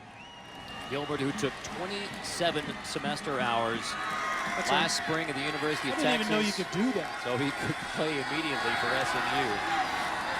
Moving on, attempting to move on to the next chapter of his football career. Intercepted. First interception thrown by Gilbert in 6 games is returned by Sean Alston inside the 20. The 21st interception of the year by the Fresno State defense. Well, Carter, we just talked about that. When the quarterback Gilbert takes a hard hit, sometimes he gets a little loose with the ball. That was too high and too hard. And an opportunistic defense is going to get it done. It was intended for Darius Johnson, a zone coverage, and Alston, the corner, was there to pick it off. 187 passes between interceptions thrown by Garrett Gilbert. That is INT number 14 of the year, but the first in 6 games. So now can Fresno State take advantage of the interception and the return by Sean Alston. 1st and 10 from the 15. Robbie Rouse on 1st and 10. Think back now to Garrett Gilbert on that last series. He takes a big hit. Jeremiah Toma stepped up in the pocket, remember, and whacked him a pretty good one. He throws an errant pass into the dirt on a screen that should be a gimme, and then he throws it high and hard and gets it picked off. That's what you see on film. The young man is still trying to consistently take hold of his confidence.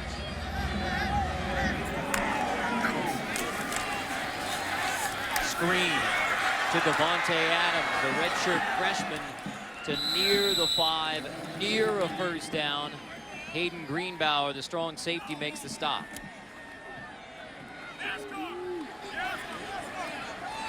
Fresno State, Carter, has been a really good red zone team. They certainly didn't see many opportunities in the first half, and they desperately need to get something in the end zone. Carr, fade, knocked away, touchdown! What a grab by Devontae Adams. Chris Parks appeared to knock it away, but Devontae Adams fights through it for a Fresno State touchdown. And Parks is playing soft and off and looking right at the quarterback throw this fade. And then it's who wants it more right at the end. That was a spectacular catch because it probably should have been pass interference, but Carr believes that guys like Devontae Adams will go up and make a play, and that's a spectacular one right there. PAT is good from Quentin Brashears. So Fresno State finally gets a takeaway, and the Bulldogs turn it into 7 points on the board in Honolulu. And Fresno State come back late on Christmas Eve.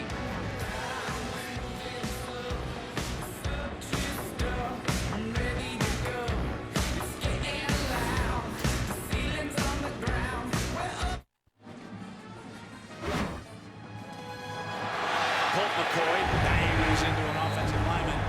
Colt is hurt. That means the untested freshman, that's Garrett Gilbert. All of a sudden, all the coaches are screaming my name. I kind of looked at him and said, okay, ready? It was kind of like, well, yeah, but I'm going in. Gilbert going deep down the middle, got a man, got Chipley. Touchdown, Texas! 2 touchdowns thrown in that game by Garrett Gilbert when he was a true freshman at the University of Texas, but 4 interceptions in that 2010 BCS National Championship game that Alabama won. 2010 starting quarterback for the Longhorns, a losing season. He was injured in 2011. Racked up the credit hours so that he could graduate and play immediately for SMU. We talked to Garrett Gilbert. He talked about how it was using words like fortunate, blessed, opportunities from background from Major Applewhite from the University of Texas coaching staff, and really relentlessly optimistic about that experience. And this is the first time in 6 games he's thrown a pick. Yeah, the last drive, he takes a pop right there, and then he throws a screen into the dirt, and it's followed by this errant throw on the interception, and then it leads to this points off of turnovers that Fresno State is obviously very, very good at. But that's the question mark. After things go bad for a quarterback, if you're not confident, how do you come back from that? We'll see right now with Garrett Gilbert where he stands mentally where this game's concerned. Gilbert interception on the last drive for SMU. Zach Line through the line. Biggest run of the day for Zach Line. And he's finally knocked out of bounds as he slips into Bulldog territory. L.J. Jones knocks him out after a 27-yard gain. Well, and this obviously isn't June Jones's first rodeo. When my quarterback's struggling, what do we need to do? Turn around and get it to Zach Line, who has just had his third 1,200-plus yard season. Let him carry the mail a little bit to take the pressure off my quarterback. Zach Line has gone over 1,200 rushing yards, 49 in today's game. Tied Eric Dickerson for rushing. And there's Line again. The other note on Garrett Gilbert is we got to talk to him about what his SMU future holds. He already has the undergraduate degree. That's why he was eligible to play immediately for SMU. So he is in grad school, officially liberal studies in grad school, but the sports management program in the fall. Garrett Gilbert intends to enroll in the sports management program. Says he's still holding on to the dream of playing in the NFL. Has 1 more season of eligibility with SMU under June Jones. But for a young man who really went through a lot of adversity early on, he has matured, and now the senior season awaits, and you hope that really for that young man's sake that he's able to succeed in his final year as an SMU Mustang. And you can see right there a design quarterback run again, and that actually at least resembles the quarterback zone read that I specifically asked June Jones about, and he said, don't anticipate me doing that anywhere in the near future. But Phillip Thomas, coming down from that strong safety position, is a very physical run guy at the line of scrimmage, and this is where Garrett Gilbert needs to prove that he's back. Third and out of your comfort zone, down in distance, you have to be able to make plays in the passing game, and the way they want to do that is Darius Johnson down in the slot as his go-to guy in this type of situation. Instead, it's to Thompson, who makes the grab at the 27. Derek Thompson holds it in around L.J. Jones. 19-yard pickup. And see, that is a next-level throw right there. It's a back shoulder throw on the fade. You have to have finesse. You have to have it thrown accurately. That was perfect placement. I think physically, Garrett Gilbert has a chance to play at the next level. Mentally, he has to prove that he's a confident quarterback once again. Remember back to his heralded high school career. Lake Travis High School in Austin. He was the Gatorade National Player of the Year. Back-to-back state championships, undefeated seasons under Chad Morris, who's now the offensive coordinator at Clemson. Zach Line to the 21. And yet, here's what we see from SMU. With the lead in the second half, give it to Zach Line running the football. Yeah, and I think that's because of Garrett Gilbert. I think June Jones wants to get his quarterback settled down, and that back shoulder throw is a difficult throw, but it's an easy read to make, and June Jones understands that. It's a very clean read for a quarterback, but you're exactly right. I think you have to lean on Zach Line more. At the very least, you force Fresno State up to the line of scrimmage. That equals better opportunities down the field. Blitz coming. Gilbert rolls. fires incomplete. So he feels the pressure, gets rid of it, lives for third down. You're right, and that's a great decision-making sequence for a quarterback. He moved away from the pressure that he saw on the backside, and then he got rid of the ball on time, outside the pocket, across the line of scrimmage. Great job of keeping your offense in a third and manageable situation. Apollo Ugo applies the pressure.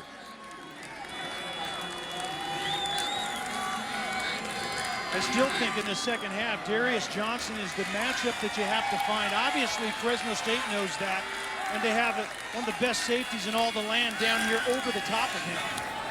To the end zone, caught. Touchdown, SMU. There's Darius Johnson.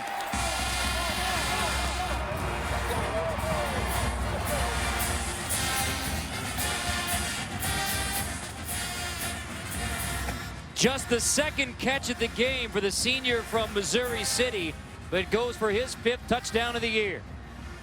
We talked about Darius Johnson needing to get into this game, and it was a corner route on Philip Thomas, one of the best cover guys from his safety position in all the land, and what a great throw by Gilbert. Garrett Gilbert, an interception on the possession before. The question is, how would the junior bounce back? Here's his answer. Touchdown, SMU. Aloha to the end zone again. Don't go wasting lightning. Don't go wasting time. That girl down. ESPN College Football, the Sheraton Hawaii Bowl, is brought to you by Sheraton Hotels. Life is better when shared. The Experience Buick Lease. It's a new lease on luxury. And Interstate Batteries, preferred 5-to-1 by auto technicians. Find your local dealer at interstatebatteries.com. I promise you, when you're lying on the beach outside the Sheraton Waikiki, that's your view. Diamond Head on Waikiki Beach. I speak from experience. You just keep rubbing that in, don't you? That is a great point. Hey, listen, we're happy to be here. Carter No, Blackburn, no doubt about it. Kelly Stauffer, Kaylee Hartung, our entire crew, producer Steve Righteous, our director, Aloha Steve Turnberg, from Honolulu, Hawaii. Happy holidays to you. Isaiah Burst from out of the end zone for Fresno State to near the 30. Let's go back to the touchdown. Well, the beauty of the touchdown is Darius Johnson is here, and he's going to end up going to the corner. You have a safety in Smith, Deron Smith, that has 6 interceptions, another safety in Philip Thomas that has 8 interceptions. Collectively, they have more interceptions than 85 FBS teams, and Garrett Gilbert threads the needle between both of them. That was spectacular. So a comeback effort needed from Derek Carr and Fresno State. Off the back foot, heaving long again. Jump ball incomplete. Intended for Devontae Adams with Kenneth Acker in coverage. And Adams comes down awkwardly. Well, the other jump balls that Derek Carr has thrown up has actually been matched up on Chris Parks. Kenneth Acker is a more physical corner, and you can see right there, the corner has to believe the ball is his when it's in the air, and Acker does a great job on that play.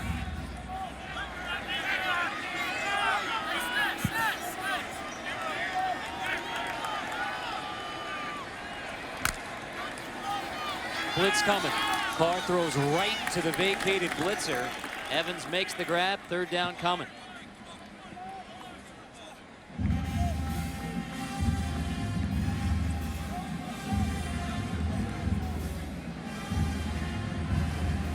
Fresno State is only 2 for 8 on 3rd down in this game. Yeah, this is exactly where Derek Carr needs to pick it up. They're going empty, no running back, which means the ball has to come out quickly, but it also typically means a much shorter route. The defense recognizes that. Timeout. And prior to 3rd down, timeout Fresno State. So a 3rd down coming for Derek Carr and the Bulldogs. We'll discuss Derek Carr's football legacy when we come back. Visit WatchESPN.com or download the Watch ESPN app to watch ESPN live anytime, anywhere. Brought to you by Vizio. Throughout your holiday plans, it's also bowl season, so you can take your Watch ESPN app with you, whether you're at the Royal Hawaiian in Honolulu or New York City. A 29-7 lead for SMU here on Fresno State. Out of the timeout, Derek Carr and the Bulldogs facing 3rd down and 6 for the junior from Bakersfield, California. 4 wide receivers this time for Fresno State.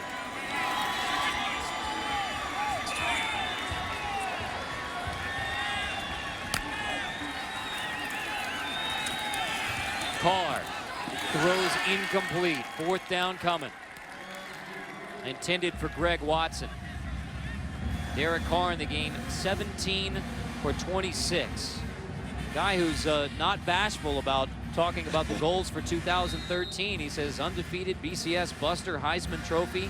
Well, it has not gone according to that script today at the end of 2012. He's actually a little unnerved right now. Tom Mason, the defensive coordinator at SMU, said we want to make him uncomfortable. I think that's exactly what Derek Carr is right now, is uncomfortable. Andrew Shapiro gets off a good punt. Darius Johnson will let it hit out of bounds right around the 30. Well, one of the other goals that Derek told us about for 2013, he says, when I hang it up, I want to be known as the greatest Bulldog to ever play, which means he's got to surpass older brother David, who was the #1 pick of the Houston Texans back in 2002. Yeah, and after this game, and they open with Rutgers to start next season, he may do that in week 1. It may take him a while for the touchdowns, and actually they look similar on tape. They have a very similar skill set. They have good feet. They have a really, really kind of majestic quick release that is fun to watch. The time will tell whether he can pass big brother. Gilbert and the Mustangs back for 1st down. And he will take the sack at 29 by Tyler Davidson. Asked Derek Carr about older brother David. He says, yeah, I want to surpass him because we're uber competitive, but we're each other's biggest fans. Now, that extends to Madden, where Derek says he has so dominated David that David will no longer play him in Madden. But David Carr says, yeah, it's on. Challenge accepted, little brother. When they get home for the holidays, I'm sure that's going to be interesting. Indeed. Derek and David Carr, both part of a terrific quarterback legacy for Fresno State. Zach Line takes it for SMU on 2nd down, and quickly the Mustangs to 3rd and long again. Well, on 1st down, June Jones wanted to throw the football, and the one thing he said to us that they cannot tolerate offensively is taking a sack.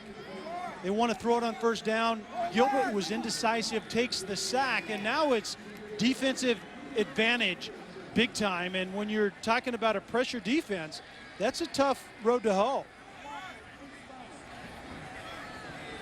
The one Fresno State touchdown was set up by a big interception return from Sean Alston.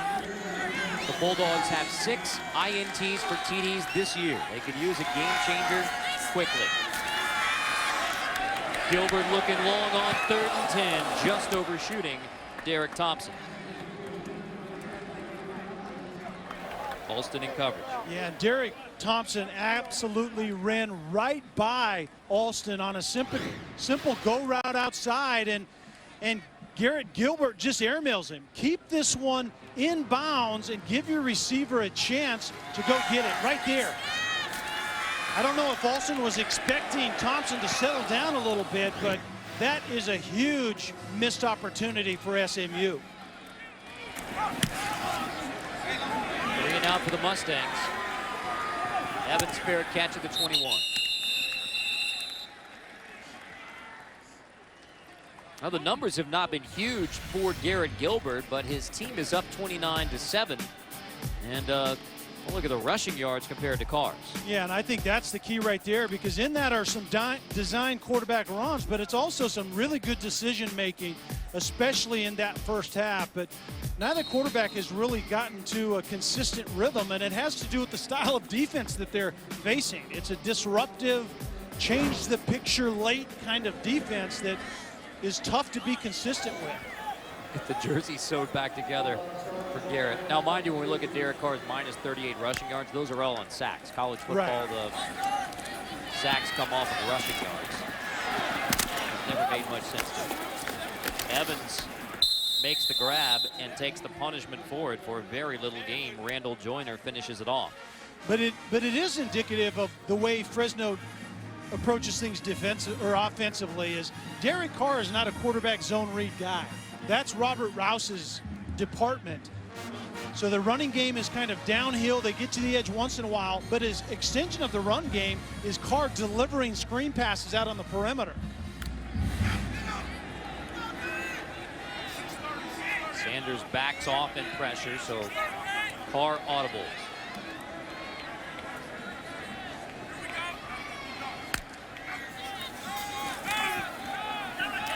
Margus Hunt breaks through again, so Derek Carr backs up to the original line of scrimmage.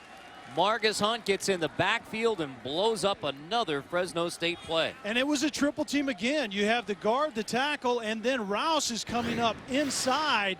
And you see right there, he splits, leverage, the lowest pad level wins, and then explode through it, and Carr is running for his life. The 6'8" senior from Estonia, Eastern Europe, not East Texas. I thought it was South Texas.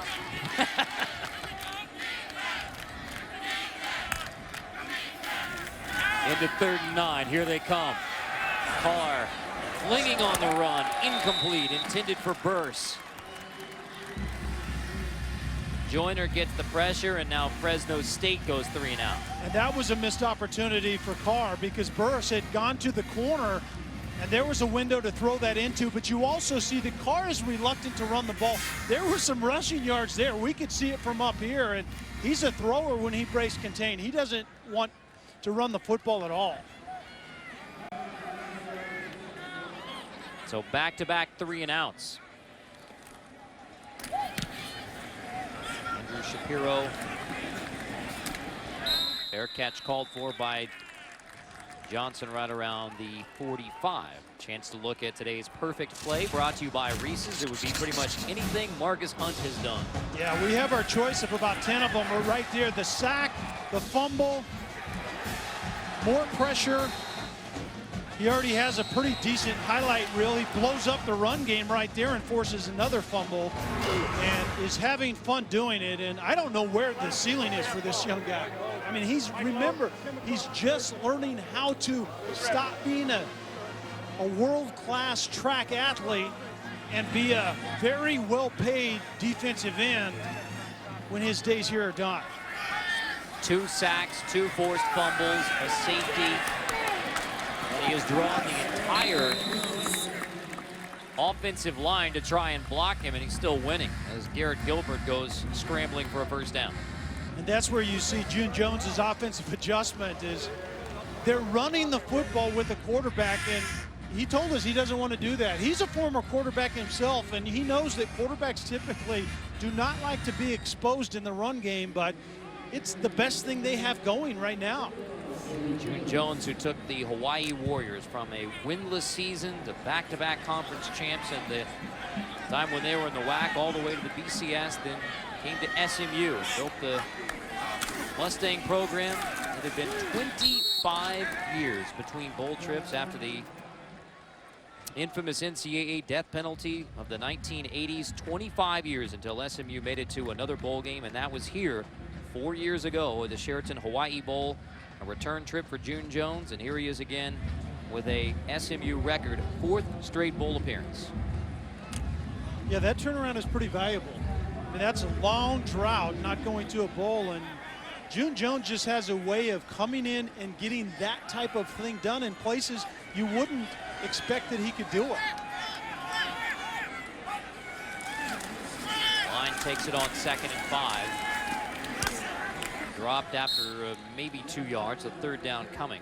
Now June Jones, with his experience in the Hawaiian Islands, still has a home here, still spends a lot of time in Hawaii. He told his guys, all right, enjoy Hawaii, enjoy the beach, no surfing. I know exactly how dangerous the waves can be in December. Don't get on the longboard. And what's interesting is nobody expected SMU, or almost nobody expected SMU to compete well in this game. And June Jones used whatever he knows about this environment, and his guys were definitely ready when this game started.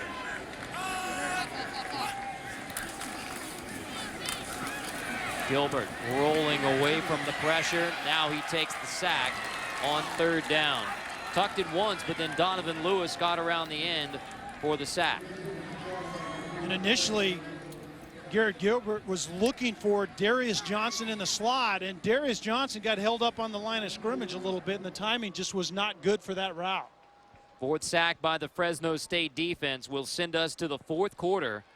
An unlikely 29-7 lead for SMU. A bowl upset perhaps on Christmas Eve in Honolulu. It is pony up in Hawaii.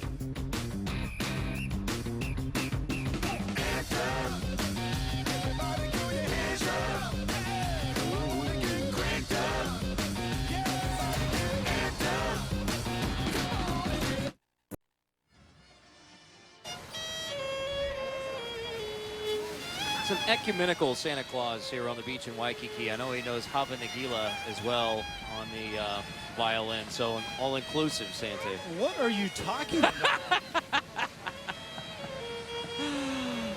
Just, you know, all-inclusive Santa Claus here on Waikiki. Where I come from, Santa Claus needs to do some bellying up to the buffet. That is one of the thinner, yeah. It's dining on pineapple and ahi.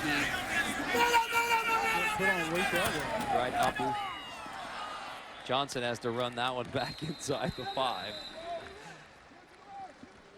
Well, Capital One Bowl Week rolls on Thursday. Back on the mainland, the Military Bowl presented by Northrop Grumman matches Bowling Green and San Jose State. Then at 6:30, Duke and Cincinnati. Belk Bowl, 9:45, Bridgepoint Education Holiday Bowl, UCLA and Baylor. Coach Cutcliffe doing a great job with Duke. It is basketball season, but we're talking about Duke playing a football game at this time of the year. That's unreal. First Duke bowl game since 1994. Duke has not won a bowl game since the 1960 Cotton Bowl win over Arkansas. Belk Bowl Thursday, 6:30 Eastern. Fresno State needs a mighty effort here in the 4th to come back. That's Rouse. Chance for us to check in with Kaylee. Carter, just before Derek Carr took the field, his lineman Richard Halapico walked up to him, slapped him on the back, whereupon Derek said, "Don't worry about me. Keep the guys going. I'm okay. Keep them going." Well, it has been a frustrating game for Fresno State, and Derek Carr sacked 5 times. A safety. Now trying to find the rhythm here in the 4th, and a catch by Isaiah Burse, who slips away right around midfield. Jay Scott in coverage. The linebacker and Sanders, number 23, was flanked out over top of the wide receiver and just gave up on that route just a little bit too soon. Gave him too much room going to the fade on that particular route.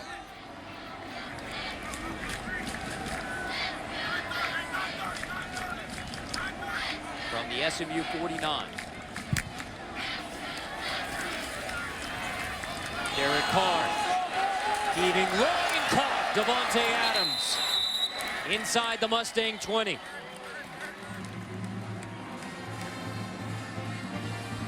Great route, great throw. It's the double move outside, and you can see the pump. Boom, right there. Adams was going fake to the corner, or excuse me, to the post, and then goes outside and beats Acker outside. Very well designed by Fresno State. 63 yards on the last 2 plays, and there's the busted screen. You told us in the first half, Kelly, when a screen goes right, it looks great. When it goes wrong, it looks terrible. There's a terrible one. There's Case B, and Derek Carr's actually got a smile, saying, yeah, that one didn't work. And quarterbacks know that, and they try to sell it anyway, but it's either it's there or it's not. You can't make a screen that has been sniffed out by a defense look good in any form. Tipped by Marcus Hunt. Imagine that. Guy right up here, and we'll see if he gets after the quarterback on this play. High snap, corralled. Carr heaves. Incomplete. Boy, he was trying to throw that one out of bounds, but Parks nearly tracked it down. Once again, Marcus Hunt being triple teamed. I kid you not. There's 2 offensive linemen and a running back going to number 92. When you get special attention like that, you obviously have made a statement, and Hunt has done exactly that today.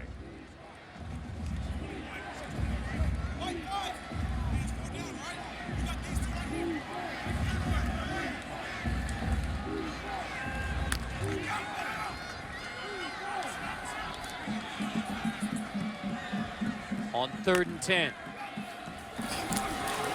Play fake. Carr chased. Marcus Hunt tracking him back to the 30. Carr slips, throws, and it's incomplete. Marcus Hunt chases Derek Carr again. And that's what's so deceptive about Marcus Hunt. You can see him, he starts inside, gets double teamed, bounces it outside, and has the speed to get after the quarterback out on the edge. Here's another look at it up inside. There's the double team. Quarterback goes outside, and then, oh yeah, this guy at 6'8", 280 runs 4'6". This is not going to end well. So field goal attempt coming from Quentin Brashears. The 32-yarder is good. Points on the board, but it's only 3 for Fresno State. SMU keeps him out of the end zone in a 29-10 lead here in Hawaii.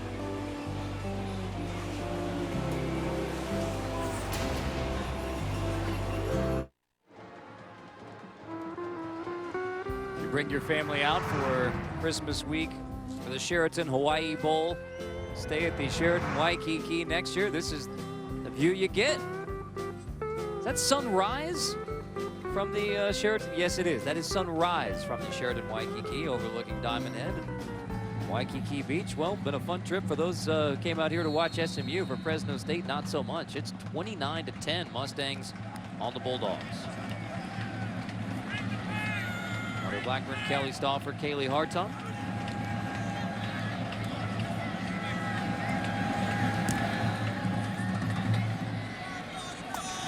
Lawson boots it for a touchback into the end zone.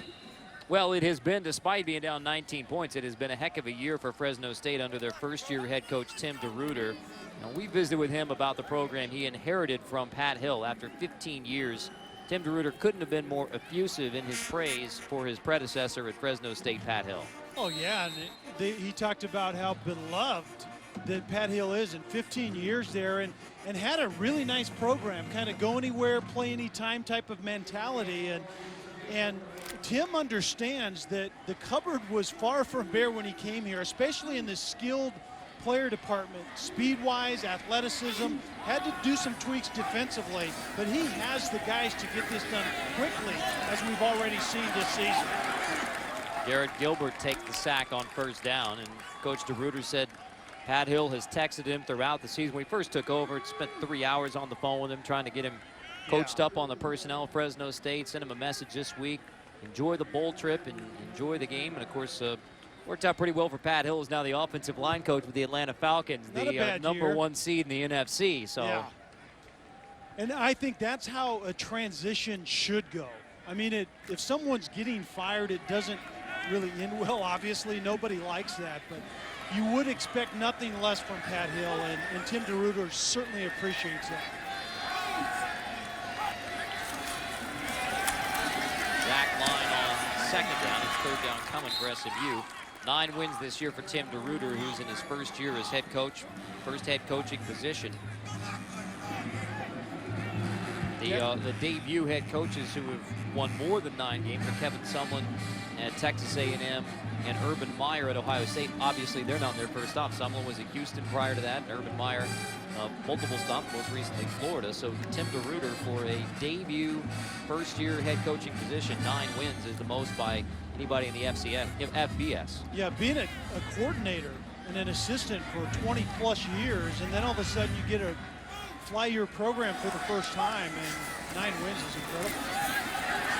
Gilbert scrambling on 3rd and 9, and he's going to scramble for a first down across the 45. Call it a new wrinkle to the old run and shoot. A new wrinkle, but I don't think June Jones is going to go to a new offense anytime soon. But I think it is a true read, but it's blocked outside on the edge, and then Garrett Gilbert has demonstrated, and I saw this on tape as we prepared for this game, he is underrated as a runner with the football. Not only movement in the pocket as a passer, but when he breaks contain, he's a big athlete, 6'4", 220. He's a physical runner, and he's an efficient runner as well. 93 rushing yards in the game for Garrett Gilbert. Remember, he had 111 against Tulsa to get this team bowl eligible.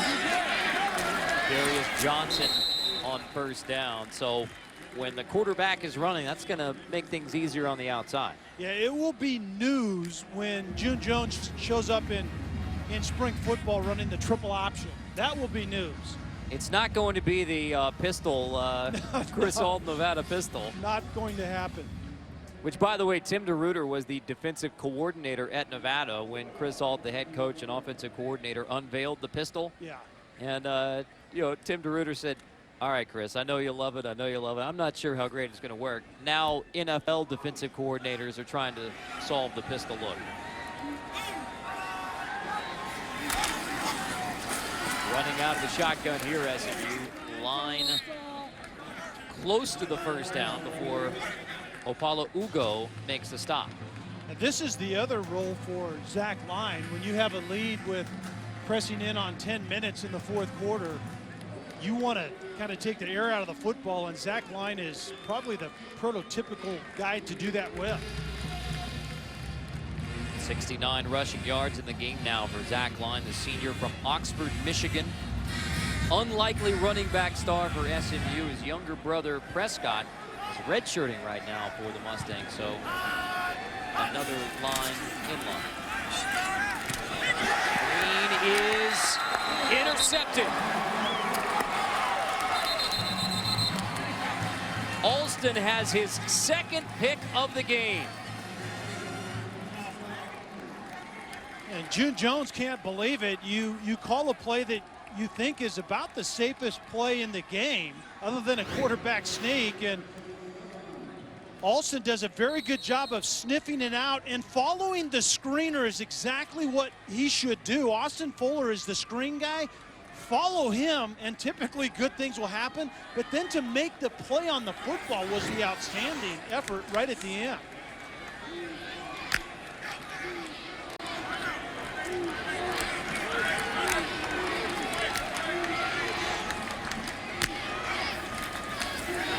Screen complete. Robbie Rouse slipping away from the first defender, Reed.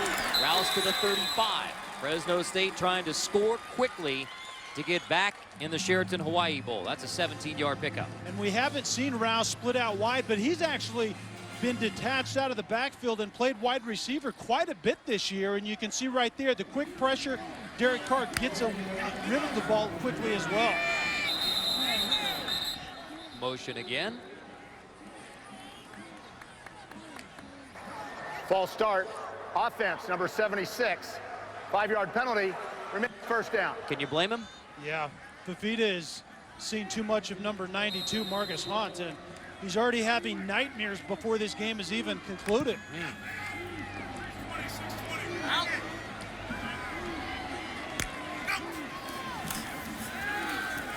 Carr steps up, hit as he throws, and intercepted.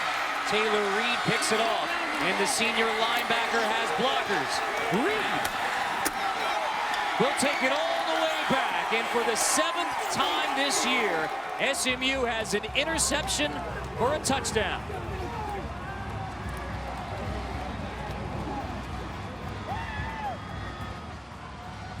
Third interception of the year for Taylor Reed. The second time he's taken it back for a pick six. What an advantage to have when your defense not only gets takeaways in droves, but they also score points with the best of them. And Reed did a nice job. He didn't really have coverage underneath, so he was just reading the eyes of Derek Carr. And the eyes of the quarterback will take you in line with where he's throwing, obviously, and then to finish off the play.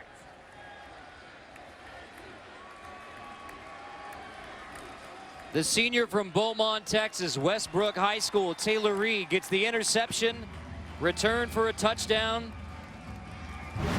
And the Mustangs get ready to celebrate in Hawaii. Pick 6, all SMU.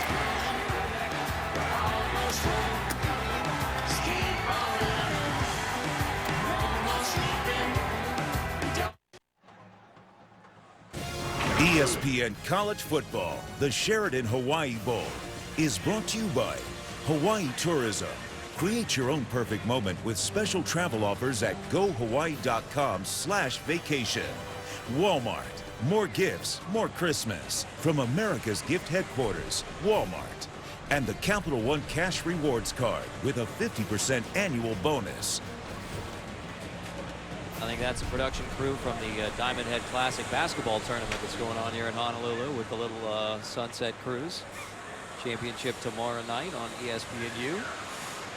Here on the football field, Sheraton Hawaii Bowl. SMU has another interception return for a touchdown. This one from Taylor Reed to make it 36-10. Favor the Mustangs. Isaiah Burse near the 17.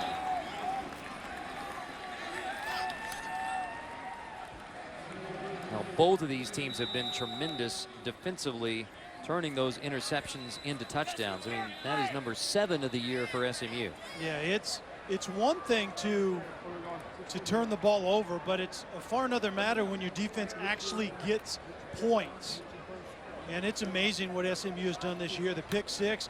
It's one thing catching the football as a defender, but then to be able to take it to the house, I mean, that is outstanding. 6 interceptions returned for touchdown by Fresno State, 7 for SMU. The injured player is Aaron Davis, number 93, senior for SMU. And he was actually the one that made the tackle on that kick return, and it was almost like a leg whip type of situation. He went flying by and stuck that left leg out there, and it looks like that's where he sustained the injury. Actually, he's up right there, and then it kind of sets in. It may just be a cramp, but the celebration maybe was a little bit too much for it. Well, we hope that Aaron Davis makes it safely through Christmas Eve.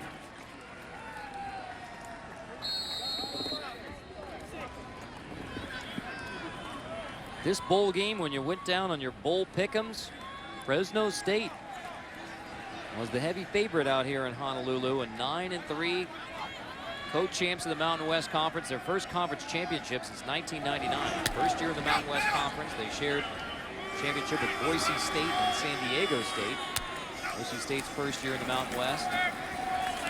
Yet it's been all SMU, a 6-16, second place in Conference USA's Western Division behind Tulsa. The thing about both of these teams is they were probably playing their best football as the season ended. I mean, Fresno State went on a great run and played extremely well, as we see another player down after that play. That's Bo Barnes, the defensive end. And while the SMU training staff tends to Bo Barnes, we step away.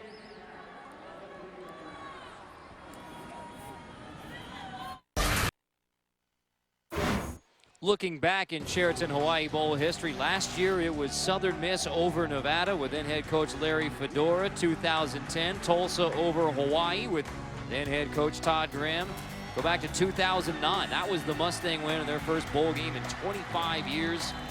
In 2008, Notre Dame over Hawaii. It was Notre Dame's first bowl win since the 1994 Cotton Bowl. And now you think about 2012 heading to the BCS championship in 2013, and it will be Notre Dame against Alabama for the national title. Those fans are in the wrong place, apparently. Crimson Tide Nation rolls all the way out to Honolulu, I suppose, an SEC champion hat. So, you know, that guy's done some holiday shopping already. They are not sitting together, the Alabama fans and the Notre Dame fans here at Aloha Stadium. Tough to get a ticket for that championship game in South Florida as well. Oh, no doubt. And the thing that I like about that national championship game, it's kind of old school football.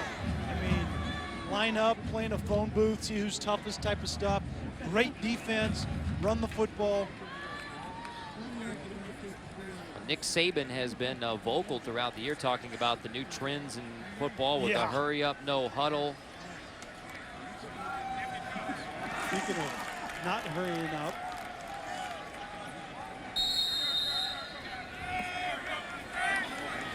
Not sure what the delay was all about. I think we have an official cramping up at this point too. But we're back to action. Come on! 10 complete on the screen outside to Devontae Adams, the redshirt freshman who went over 1,000 yards. But to complete that thought on Nick Saban, I mean, as the game has gone more to hurry up, no huddle. I mean, the detractors call it basketball on grass. And Saban said, no, we want to line up and hit you and play old school football. We're going to see a very physical championship game. Yeah, something's going to give in that game. Carr rockets that one incomplete, intended for Adams again. Derek Carr now 23 for 38, nearing 300 passing yards, but 1 touchdown and the 1 interception. Returned for a touchdown. Last time the Bulldogs had it. And SMU's #1 goal was to make him uncomfortable, move him off his mark and make him uncomfortable. And number 91, Marcus Hunt, has been responsible for the majority of that today. Carr completes. That's Rashad Evans, the senior from San Francisco, cousin of Rodney Peete, makes the grab. But you see on throws like that what Carr possesses. I mean, it's a quick release. He spins it so well. A strong arm. I think he has some bad habits in terms of moving into the throw of, or the direction of his throw at times. He doesn't set his feet. His idol in football is Brett Favre, and you see some of that in him. A little undisciplined at times. Those are some of the things that he could clean up between now and when next season gets underway. Heavy pressure coming as they stunt up front. Fresno State picks it up, and even though this is a 36-10 game, boy, Fresno State is doing a much better job blocking that blitz here in this drive. Well, they figured out where number 92 is. That was step #1, and you're right. I think it's a little more active. I think SMU has less incentive to pressure and not give up a big play. That also contributes to what we're seeing right now.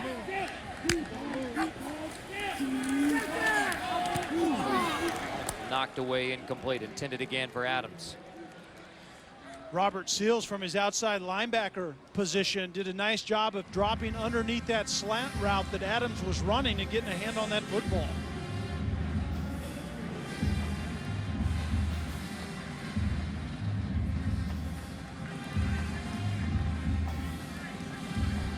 Fresno State just 2 for 11 on 3rd down.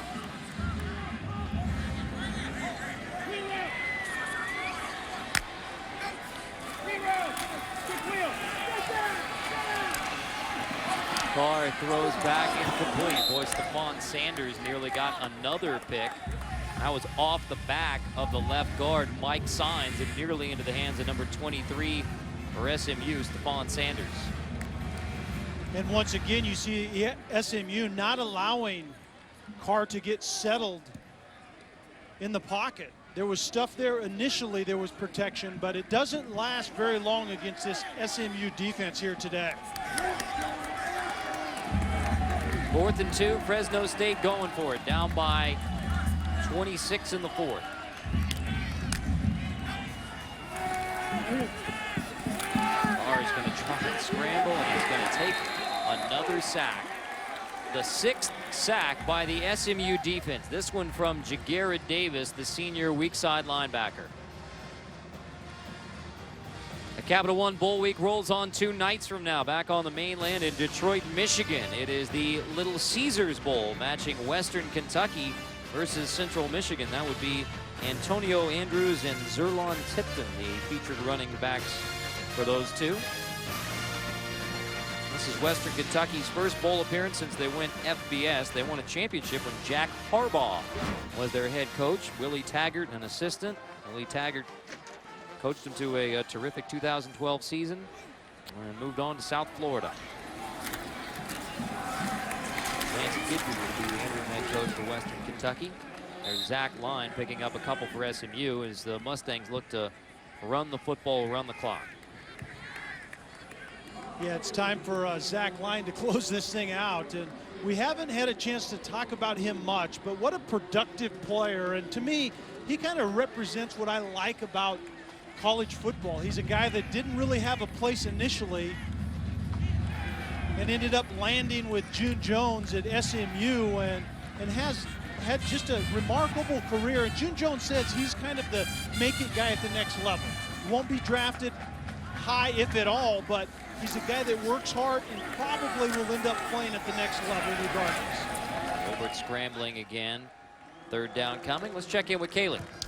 As you guys talk about Zach Line, his younger brother Prescott really is the spitting image of him. Of course, redshirting in his first year with SMU. These two brothers, much like David and Derek Carr, the best of friends, but the fiercest of competitors. Back in high school, both played running back and linebacker, and truth be told, Prescott's high school stats were better than his older brothers. Prescott was named Mr. Football in Michigan and was also a two-time state champion wrestler. And I will bet that the SMU staff knows good and well that there is a third line brother, 16-year-old Ben, watching at home tonight.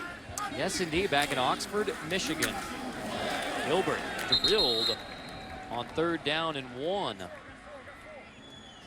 That was Nico Mata, the defensive end, with a big pop on the SMU QB. That's a name we haven't called tonight very much, if at all. And Mata was a guy that was really flashing from his defensive end position, had developed as the season went along, as Fresno State was transitioning to a totally new scheme, and they didn't really have the right body types to go with what they wanted to do. And Mata was one of those guys that emerged. Blade Wilson's taken over starting duties from Anthony Williams, who went down with a foot injury midway through the year for Fresno State. Mata forces 4th down. Loftus on to punt for SMU. Game offense, 5-yard penalty, remains 4th down. Kaylee was talking about the Line family, and Prescott could very well be the guy that June Jones just takes number 48 over to and says, it's your turn to go for 4 years. Yeah, exactly. I mean, it may very well work like that. Zach Line was recruited as a linebacker as well. Off the sneak high, 2 Fresno State players run into one another, so SMU picks it up at the 22. That's where it's downed. It's been that kind of night for the Bulldogs. No luau tonight for Fresno State.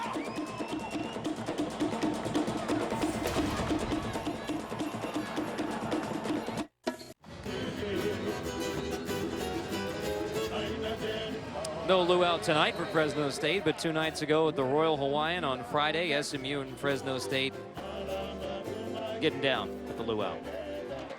Dancing the hula as best they can. And that's not good. That's a good look right there at the end. I would be, I would back off if I saw that guy coming in the canoe. Ready to be outside for Fresno State. That goes to Greg Watson. Well, all indications are going to be that SMU is going to take the 2012 Sheraton Hawaii Bowl.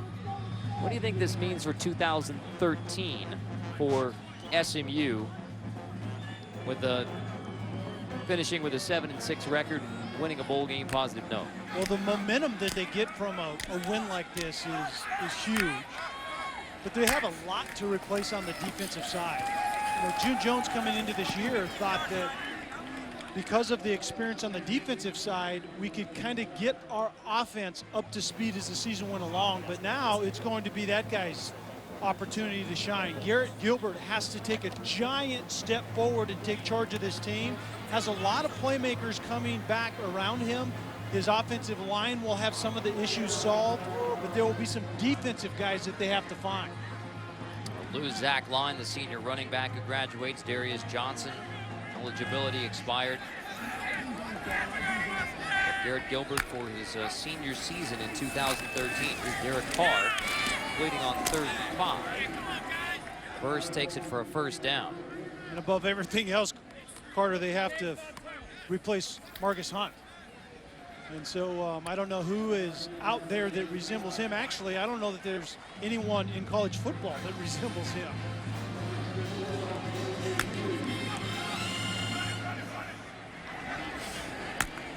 Marcus Hunt, a dominant performance tonight for SMU, leading this defensive effort. Ball downfield, incomplete. Jay Scott nearly got his hands on it. There's the senior from Estonia, who's resting here in the last 4 minutes after a job well done tonight.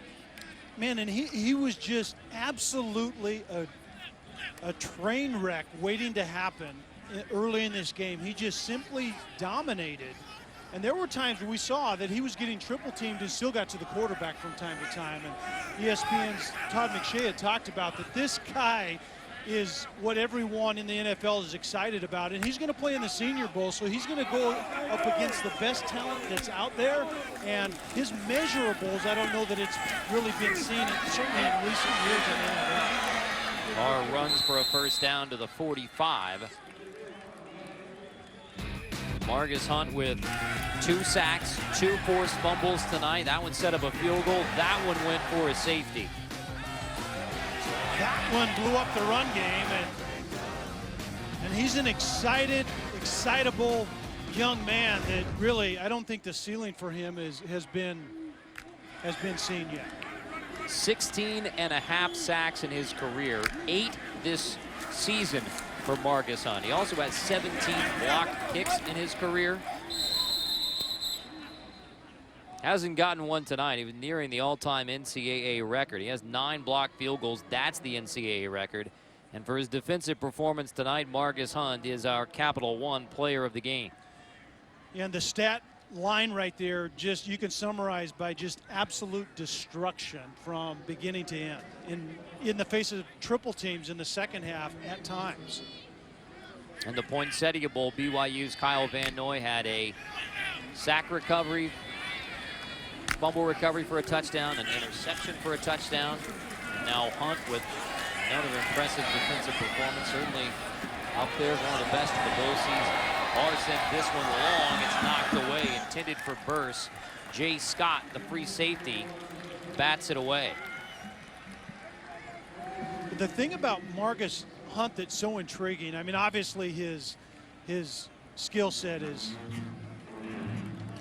unbelievable, but he doesn't have any bad habits. He's just learning the game. So a lot of times, kids that have played early, they have something that you have to get rid of when they get to the next level. With this guy, it's really just teaching him the right way to do it, and it's not something that you have to spend time unlearning him in the beginning. So I think we're going to hear from him down the road for sure. Are complete. Well, when we talk about next season for SMU, and they'll be playing without Marcus Hunt next season in 2013, and they'll be playing in the Big East. When we talk about all the conference realignment, you just say, well, what is next? But this is what the Big East football looks like in 2013 with Houston in a Western division. Regarding Fresno State, reports by CBS Sports at the Big East potentially contacting Fresno State, UNLV. But that's where the Big East looks in 2013 with SMU playing in the Western division of the Big East.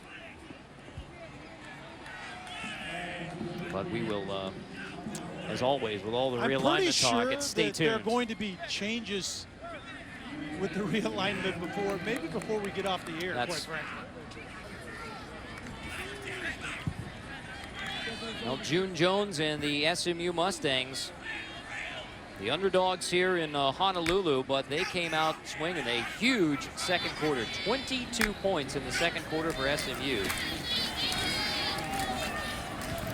Hard pass completed to a dragging Devontae Adams, but it's all SMU. And they're going to hand Fresno State 4th loss of the season. The big goals for Fresno State were to close out 2012 with their 10th win of the season, carry that in potentially as a ranked team beginning 2013 and be a potential BCS buster out of the Mountain West Conference. That was the goal that Derek Carr laid out for his team in 2013. Obviously, it's still ahead of him, but not the way they wanted to cap a really good 2012 season. No, certainly not. And the extra practices you get from bowl preparation are very important for teams. But you also want to win the game to have that momentum. As we see another pick, throwing late across the field is never a good idea. And Greenbauer is going to take it inside the 10 and take it into the end zone. The 8th interception return for a touchdown this season by SMU, tying the all-time record. 83-yard interception return for a touchdown by Hayden Greenbauer. What a nice moment for him. Greenbauer was one of those guys in the back end when SMU lost really 4 guys that were expected to play on the back end, whether it be in spring training camp or otherwise. But you can see Derek Carr late across the field doesn't work well. And Greenbauer, as we've already seen, SMU, they know what to do with it when they pick it off.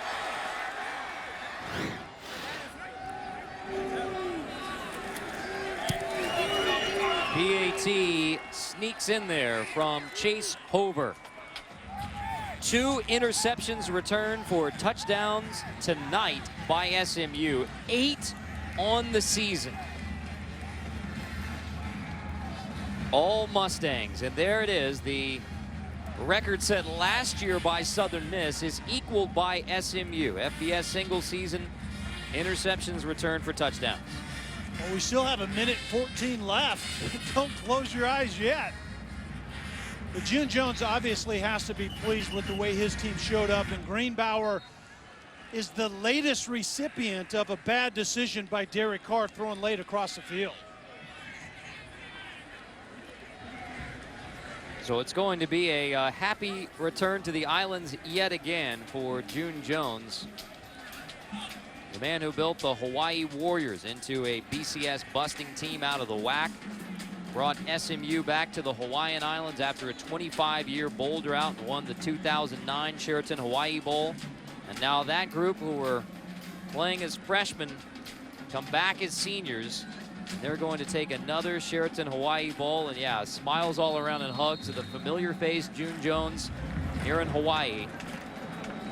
A dominant win tonight in Honolulu. Yeah, it really is, Carter, a fitting kind of returning to where the turnaround began. It's really nice to see. This team deserves this moment, but you want to see SMU keep it going down the road, and that's going to be key going forward. Can they really turn this program around? 4 straight trips to bowl games is certainly a tremendous start. June Jones lost his first Sheraton Hawaii Bowl as coach of the Warriors. Now has won 5 straight. That's 3 with Hawaii and 2 with SMU. SportsCenter coming up next. On ESPN3, the trophy ceremony. So SMU will be presented with the 2012 Sheraton Hawaii Bowl trophy. And again, that is on ESPN3 after the game on ESPN SportsCenter. Neil and Jay, getting you ready for the full day of NBA action on ABC and ESPN tomorrow on Christmas Day. Well, for Fresno State, this is going to be a 9-4 season. They win the Mountain West Conference, share that title with Boise State and San Diego State. First conference title since 1999, so it's a terrific season for Fresno State. And when you looked at 2013, Derek Carr is coming back as a senior. Have Devontae Adams, who is a 1,000-yard receiver. He's coming back for his sophomore season. They lose Robbie Rouse off the offense. Lose Phillip Thomas, Travis Brown off the defense. Fresno State is a potential top 25 team at the beginning of 2013. Yeah, I would agree with that. I think offensively they should be good again. Obviously, Robbie Rouse is the missing piece that you have to replace, but Derek Carr has to take a step forward. And we talked, Dave Schramm, the offensive coordinator, talked about that. They need him to be the consummate leader of this team as a senior going in. He demonstrates it on the field. Typically, he played really well most of this year. But he has to become that leader if this program is going to get where Tim Garuba wants it to go. Adams is down near the 20-yard line. I'm going to root for that kid right there as well. That's Garrett Gilbert, who's will be entering his senior season at SMU. Yeah, I think June Jones will be very good for Garrett Gilbert. One more year to get a lot of good things done. I expect to hear from number 11 in 2013 as well. Garrett Gilbert, Margus Hunt. SMU will winner in the 2012 Sheraton Hawaii Bowl. Another successful trip to Hawaii for June Jones. The season comes to an end for Fresno State with a 9-4 mark. The co-champions of the Mountain West Conference. Their 5-game winning streak in which they had 40-plus points in all 5 of those games. Fresno State, they get only 10 tonight against SMU. 2 interceptions returned for touchdown from the Mustang defense. And it's 43-10 SMU over Fresno State to snap the Bulldogs' 5-game losing streak. SMU finishes the season at 7-6. Let's go down to Kaylee Hartung. Coach Jones, we knew there was talent on your defense, but how do you describe the tremendous effort we saw on that side of the ball tonight? Well, the guys were very motivated, this week. We had some really good kids. I got 2 linebackers that I think can play in the NFL, and I got a couple D linemen that I think can. So they wanted to show the world, that they can play, and I think they did tonight. The Hawaii Bowl, of course, a special place for you, but also for your senior class. What does this win mean to send them off in this fashion? Well, we started it off here with our first bowl win in 25, and we wanted to send them out winning here again. And, when we went in at halftime, there's no way I would guess that we would be up almost the same thing we were against Nevada Reno 3 or 4 years ago. And so, it's exciting for them. I can't say enough about this group of guys. They're just great kids. Thank you very much, Coach. Congratulations. 43-10 SMU over Fresno State. For Kelly Stauffer, Kaylee Hartung, I'm Carter Blackburn. Sports Center coming up next, including the inspiring story of Chuck Pagano and the Indianapolis Colts. Trophy presentation on ESPN3. SMU takes the 2012 Sheraton Hawaii Bowl in dominant fashion, 43-10 over Fresno State. Merry Christmas, Happy Holidays, Mele Kaliki Maka, and aloha means goodbye. SportsCenter begins now.